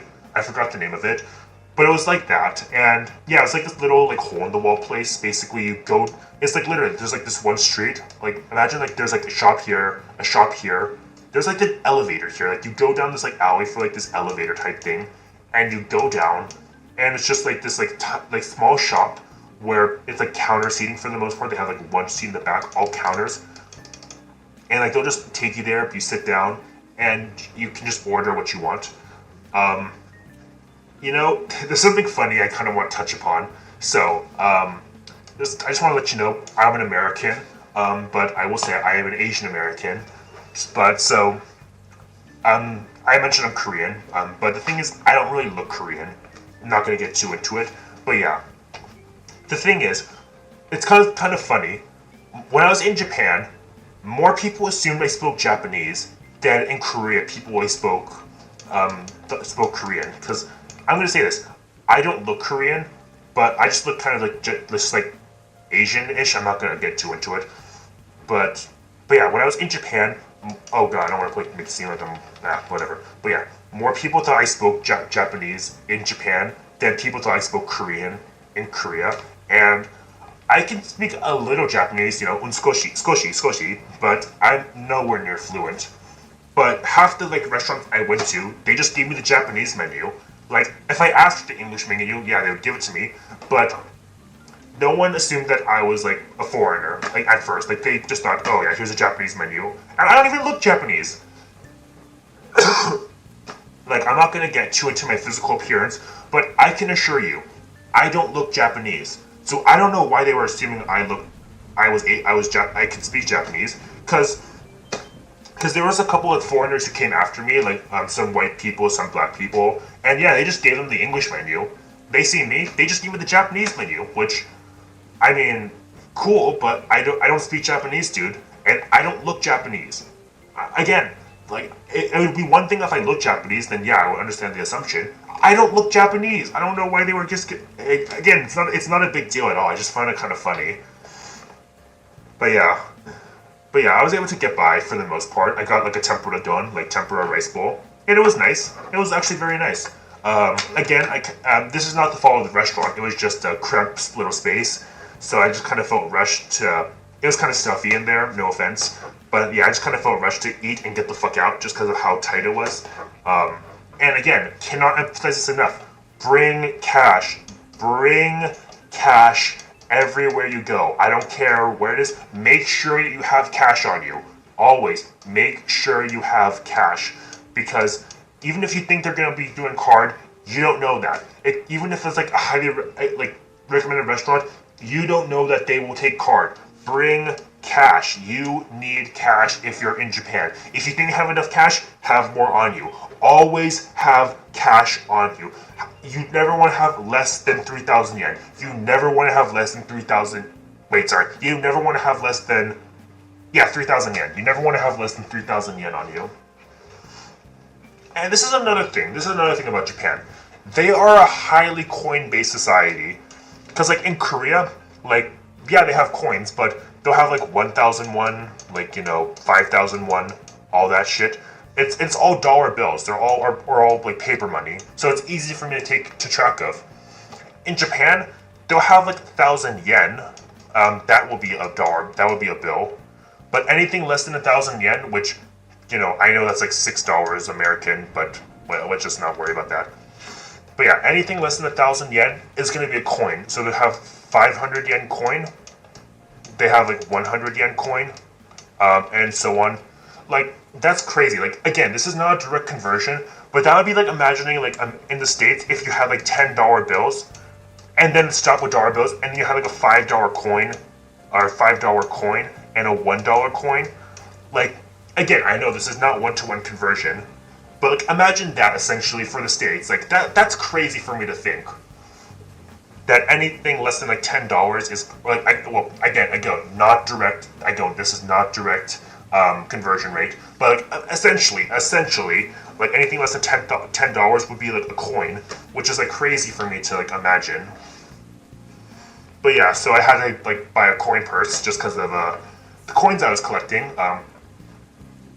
It's kind of funny. I actually got like a Hello Kitty like coin purse earlier from my mom, but because I need a coin purse, I just said fuck it, I'll use it, because it wasn't like in packaging, it was just a coin purse. So it's kind of funny. Like, imagine this visual, if you will. Okay, imagine this shit. 1 second. So imagine like I'm like 5'10", which is average height in the States, but it's like pretty tall for like which is pretty tall for Japanese people, because a lot of Japanese people are shorter than me. I'm 5'10", so imagine this like 5'10" guy. I'm usually like wearing a face mask with a hat, so my face is for the most part covered. And I'm a pretty well-built guy. I'm not like super muscular, but I'm pretty well-built. And I'm wearing like big jackets because it's colder, so I'm like wearing like a trench coat that I got in Korea. So imagine like this big guy, who has this like big trench coat, or I mean, it fits me well, but imagine this guy, big trench coat, pretty tall, all black. Like, my clothing is like all black. So imagine this guy, all black clothing and all that shit, and he pulls out this Hello Kitty like coin purse. Like, again, tall guy, all black, pretty well built, and when he figures out, jotomate kudasai, I say that shit, and this is my voice, it's not super intimidating, but whatever. And the coin purse I'm pulling out is like this little pink, like Hello Kitty coin purse. Again, my outfit, my whole outfit is just all black, and then I pull out this like little this like little pink like Hello Kitty coin purse. I didn't, no one said anything directly, but I could see in some people's face, they thought it was kind of funny. Which, yeah, that is funny. One would actually reacted, oh, kawaii ne, like, to my coin purse, which, yeah, it's cute. It's a cute coin purse. I actually have it up there. It served me well. But yeah, just imagine that shit. But yeah. Sorry, I'm jumping all over the place again. But anyway, after that, I went to the Gundam base, in Tokyo. And they have like this big ass statue of like Gundam Unicorn, like outside of like the mall where the Gundam base is, and it's a damn cool statue. It's like a life-size statue, and I didn't know this at first, but there was actually like this show that happens like every day. It's, oh god, that's awful. That is an awful. Sorry, I can't draw, or I don't know how to draw. Sorry.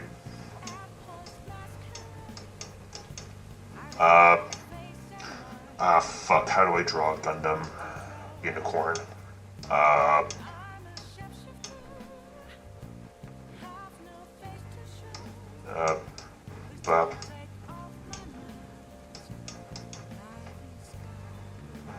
Let's see. Yeah, Gundam Unicorn. That's Gundam Unicorn. Yeah, they have like this big ass like statue of him, like life size apparently to the anime. So yeah, imagine that's me. Hello. Down here, and every day at 7 p.m. they'd have like this show where as it starts to get dark, the whole thing lights up, and then it transforms from Gundam Unicorn, like this like horn will like open up to this, and the face mask will open to show like the regular Gundam image or the Gundam face. Again, I can't draw, apologies. But yeah, imagine that, like this thing opening up. Let me basically, yeah, this to this. It would like open up, if you get it. Like, what do you do with my hands? Like, from here, and open up. Fuck, my hands aren't working there, fuck it. But yeah, you get what I mean. But yeah, it was super cool to see. I actually took a video of it. Then after that, apparently, I didn't know this, apparently Japan has their own Statue of Liberty. Like literally, it was like a replica of the Statue of Liberty, in front of like the Tokyo like Rainbow Bridge. It wasn't lit up in rainbow colors, unfortunately, but you know, in front of that bridge. But yeah, they literally have like the statue of a replica of the Statue of Liberty right there. I don't know why they have a replica of it. I didn't do my research, but they have one. They have it there, like literally like from New York. I don't know why, but it's there. So that was something to see, I guess. But yeah, after that, I decided to walk to the Tokyo Tower or take a train to the Tokyo Tower. I just wanted to see it because, yeah, it's a cool building to see, the Tokyo Tower. Nothing. I mean, yeah, it's cool to see. But after going to the Tokyo Skytree, I didn't feel like going up, and it was already dark. So, and raining. It was raining a lot. I mean, fun fact. I was actually like, listen. I was just blasting this tune all the time, like, well, whenever it was raining, because I'm a filthy weeb, but yeah, I was just blasting this shit, because this is like perfect like rain music. Or yeah, just like exploring.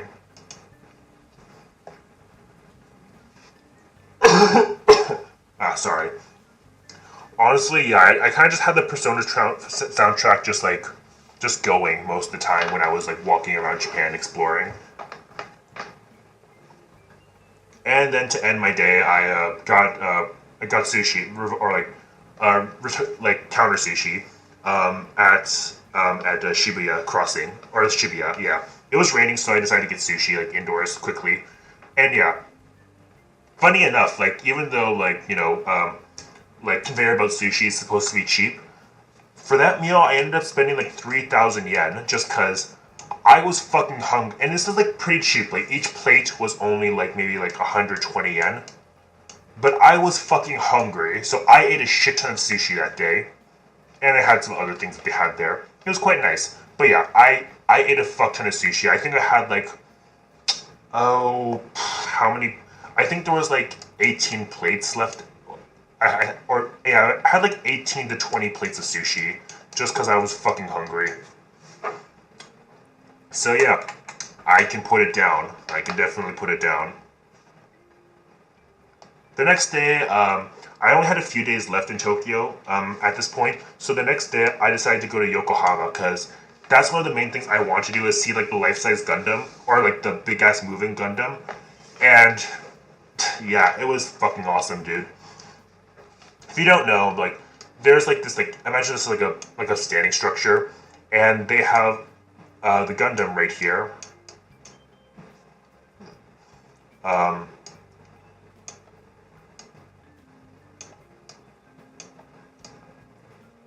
Oh god, that's awful. Apologies for my shitty drawing. Yeah, and it has like different layers that you could go up to see. And all the little people are right here. Yeah, and it moves like periodically throughout the day. There's like different shows. There's actually 2 different shows they use for the life-size Gundam before they put it back in standby mode for like 30 minutes at a time. But yeah, super cool to see. I actually think that at the end of March it's shutting down. So this is like my one and only time to see it. So yeah, I spent like 3 hours there. I want to see both shows, and I want to see it at daytime and at nighttime, which I did. And I actually got a little bit of food there. Yeah, the Gundam Cafe is a little expensive, not gonna lie, but you know, I get it, it's branded. And I actually got like, a Gundam beer. Like, y'all have heard of like coffee art before, but y'all fuckers have never heard of like beer art. Like, there was like a Gundam beer art that I got. It was pretty cool.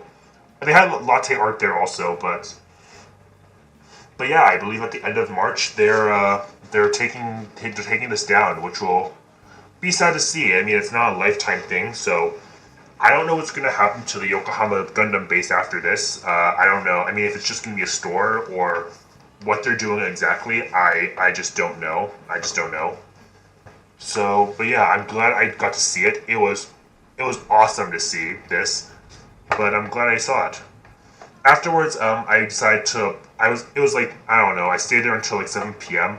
Then I got some masaladas like nearby, like 30 minutes away. There's like this Hawaiian cafe or Hawaiian like donut place that does masaladas, which are like Hawaiian donuts. They were very nice. I liked it. And then I went to the Yokohama Pokemon Center, which was cool. I got some stuff for my friend. But yeah, it was very nice. It was good. It was good. And then I got some gyudon afterwards because, gyudon's pretty good. The next day, which was, I think, yeah, it was like pretty much my last day in Tokyo, my last full day. So I just kind of explored Harajuku, which is like this big like fashion district. I got some latte art. Yeah, I decided to get some latte art. And I got some cake there. It was nice. I just kind of wanted to spend my last full day just kind of keeping it chill, just exploring different areas of Tokyo. Got a Hamburg steak for lunch at like this local like diner. It was nice. It was a nice Hamburg steak. I quite like Hamburg steak. But yeah, yeah, I didn't do too much afterwards. I just kind of explored, like I said, Harajuku, Shinjuku, a little bit more of Shibuya, and yeah, I decided to have dinner at a Caesarea, which is like this family restaurant where like you write down your order and you get like various different dishes that are pretty well priced, and you can get an all you can eat. Oh, sorry, there's like an unlimited drink bar. So yeah, I mean the food there is pretty simple, but it's nice. It's nice. Yeah, and on my last, and the next day, I got my shit and I decided to go straight to the airport because I had a flight at around, oh, I would say my flight was probably at like 5 p.m., but I didn't want to dilly dally. So checkout at my hostel was like, actually, let me go to, um, yeah, so checkout was 10 a.m. I was in like Kaminari area. That's where I was staying, and I had to get to Nagita Airport, which is like an hour away. So at 10 a.m. I checked out. I didn't want to waste any time because this is an international flight, so I do not want to be dicking around at all. So, so yeah. So at 10 a.m. I decided to go to Kaminari Station.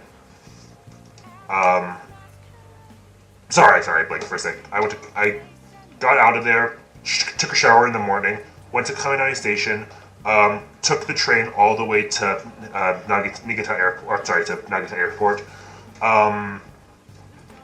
Yeah, got my baggage checked in because my flight was at 3 p.m. I believe. Yeah, 3 p.m.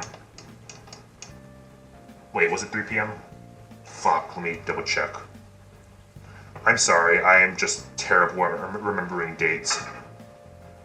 Yeah, 3 p.m., 3 p.m. So yeah, flight was at 3 p.m., left at 10, just went straight there, got my bags checked in, had lunch. I got, got some udon along with some stuff at the kombini. That was like my last like Japanese meal was like udon and stuff from the kombini. It's pretty good, pretty good. God, I missed the I'll go into that in a second, but yeah. But yeah, got there for my flight, got on board, and yeah, basically my flight back to Australia, it was basically a flight from Tokyo. I had to go to Beijing, and then I had a layover in Beijing until about like 1 a.m., from which I would go to Beijing back to Sydney, to where I am right now. So yeah, got on my flight. It was Air China. It was all right. They had like in-flight movies, which was, yeah. I mean, it worked. It worked. But yeah, yeah. Flight went well. I was actually sitting next to like this Japanese guy, like this like businessman type, and he was actually pretty nice.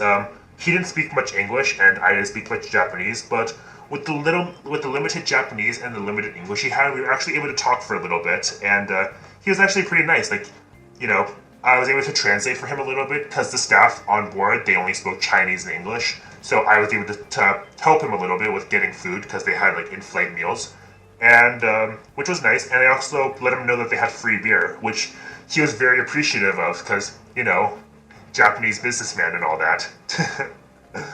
But yeah, after the flight, got to Beijing Airport, had a layover until 1 a.m. Yeah, Beijing Airport, it's nothing special. Yeah, I can't say I have much nice things to say about the Beijing Airport. I had to go through customs again. Like you go through customs like before you board in Tokyo, and nearly everywhere else in the world, like once you go through customs, yeah, that's it. You're good. You're Gucci. Unless you like leave the airport. But no, from international flights, you have to like go through a custom check again. They were going through my shit, which was nice. So that was fun. And yeah, the actual airport, there was really fuck all. I mean, it had a Starbucks, which was expensive. Like that's the thing. Korea, Japan, everything very affordable. Very affordable. I love you can get coffee, food, dessert, nearly everything so affordable. And as soon as I got to Beijing, where things were more expensive, I think, at least in the airport was more expensive, I was like, fuck, here we go. But yeah, layover, 1 a.m., took a flight back to Sydney. I slept for most of it because it was a night flight. Did some drawing on the plane, that was nice. But yeah, back to Sydney, and yeah, we got back to Sydney on like March 4th or March 3rd. Wait. Ah, fuck, I missed that. God damn it. I'm sorry, talking to myself. Yeah, just got back to Sydney on March 4th. There was like a time change, like 3 hours. Had to like adjust to by 3 hours after the plane, so I kind of lost some time, but what can you do? Time zones and all that shit. And yeah, got all my bags, took the train back to my dorm, and here we are. I mean, I spent the last week just chilling and just getting everything all in order in terms of classes and all that. But yeah. So that was my trip in Korea and Japan. I mean, I'm just gonna go over a couple things that I'm gonna miss. Like, all right, so public transportation. So personally, I think Korea is. I thought they were like the best with public transportation. Japan has good public transportation also, but I just thought Korea handled that shit beautifully. They handled all of that amazing. Yeah, Korea, you did good. Korea, you did good. And in terms of convenience stores, honestly, like convenience stores in both Korea and Japan were amazing. I would say Korea is really good with like ready to eat stuff, like Korean onigiri and Korean kimbap that they have there, as well as like the sandwiches they have. I would say all of those I would give to Korea. However, like the hot items, like I would say like fried chicken, like pork buns. They had oden also. They were selling oden at like the 7-Elevens there, and like all like the little sweets. Like Japan, like, all the big brands there, like Family Mart, Lawson, and 7-Eleven. They all had like their own individual like sweets. Like they had like taiyaki there. They had cakes. They had parfaits. They had all these like little drinks. Yeah, I would give that to Japan. But both of these both Korean and Japanese convenience stores were awesome, and I already missed them so much. I went to a convenience store like nearly every day, and yeah. Other things I want to mention is just Japan. They have so many vending machines. I know like this is very well known about Japan, but seriously, like every street corner vending machine.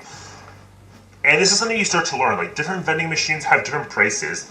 Like for example, like some vending machines are like all 100 yen, whereas some of them like will range in price. Like I've seen some vending machines that have like a Boss coffee for like 100 yen, and other vending machines will be like 140 yen. So you start to learn to know like, where the good vending machines are. Like Osaka actually had the cheapest vending machines. A little bit more sleazy areas where the cheap vending machines were, but still cheap nonetheless.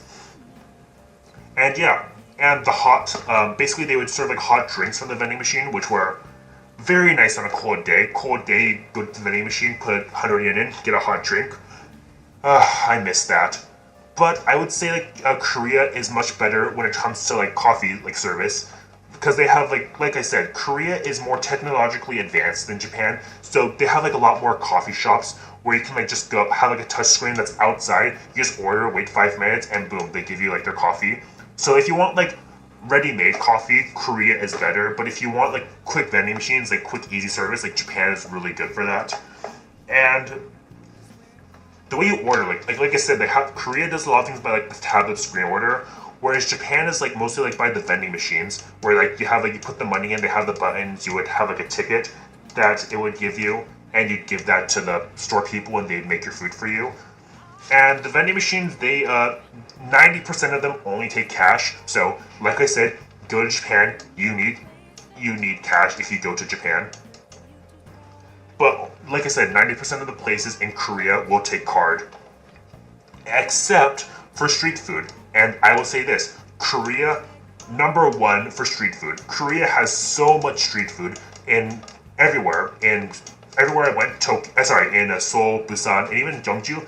So much street food. You can get omok, which is like, fish cake, very cheap. They have kimbap being sold. They have like chestnuts. Like I said, hotok, like, chicken skewers, all that shit. Like mandu. Oh, there's so much good street food in Korea. I like bungeoppang. Like, oh my god, I miss it so much, dude. Again, Japan, amazing food also. But God, I already miss all the food there. God, I miss. That's the main thing I love about Korea and Japan is that there is so much great food there. Oh God, I miss it so much, dude. Honestly, I would say this. If I had the money, I would want to go to Korea and Japan every single year. If money's ever no problem, I want to go to Japan and Korea every single year. Like, I would want that to be like a yearly vacation to go to Korea and Japan. It could be like Korea is a pretty small city, honestly. It's a pretty small country. So there may be a time when I eventually would get sick of Korea if I was going for like years and years and years. But I will say this: I think Japan is much denser. There was always something you can find in Japan. Always, Japan always has like new shit going on. Like I love Korea, but they seem pretty stagnant in what they do. Japan, they are always doing new shit, like new seasonal collabs, like new shit being rotated in. Like there's always something new in Japan. So yeah, if I could go to Korea and Japan every year, I would definitely want to. But yeah, I had a fantastic time in Korea, fantastic time in Japan. I mean, it kind of put me through it because, like I said, I was like walking like 3 miles every day, like minimum of like 3 miles every day. I was walking, so your boy got some good gains. Granted, like I said, I was having dessert a lot and eating at the convenience store a lot, so it all balances out, I guess. But yeah, that's pretty much it. That was my trip. I was able to talk for 2.5 hours. Yay me. Yeah, I don't think I didn't really go into detail with like everything, but yeah. I mean, if y'all ever watch in the future and you have any questions, feel free to like ask me, like tweet at me, ask in chat. Like, I'd be more than happy to talk about my experience. But yeah, I had a fantastic time in Korea, fantastic time. I know I'm just reiterating that, but I would want to return. I definitely want to return in the future. And who knows what the future has in store for me. Who knows? But yeah, I mean, I'd say that's a pretty good return to stream. 2.5 hours, that's not bad. I plan on streaming tomorrow. Let me see my schedule. What did I have planned for tomorrow?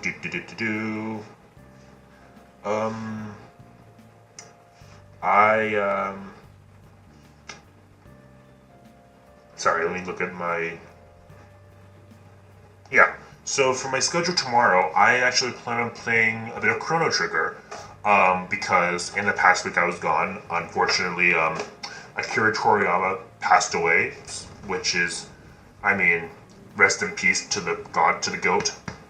So yeah, I'm going to be playing Chrono Trigger tomorrow as a way of just a tribute, I guess. I have never played Chrono Trigger, actually, which is a crime in of itself, but yeah, I'll be playing Chrono Trigger tomorrow. Don't know for how long, but I'm just gonna, yeah, enjoy it.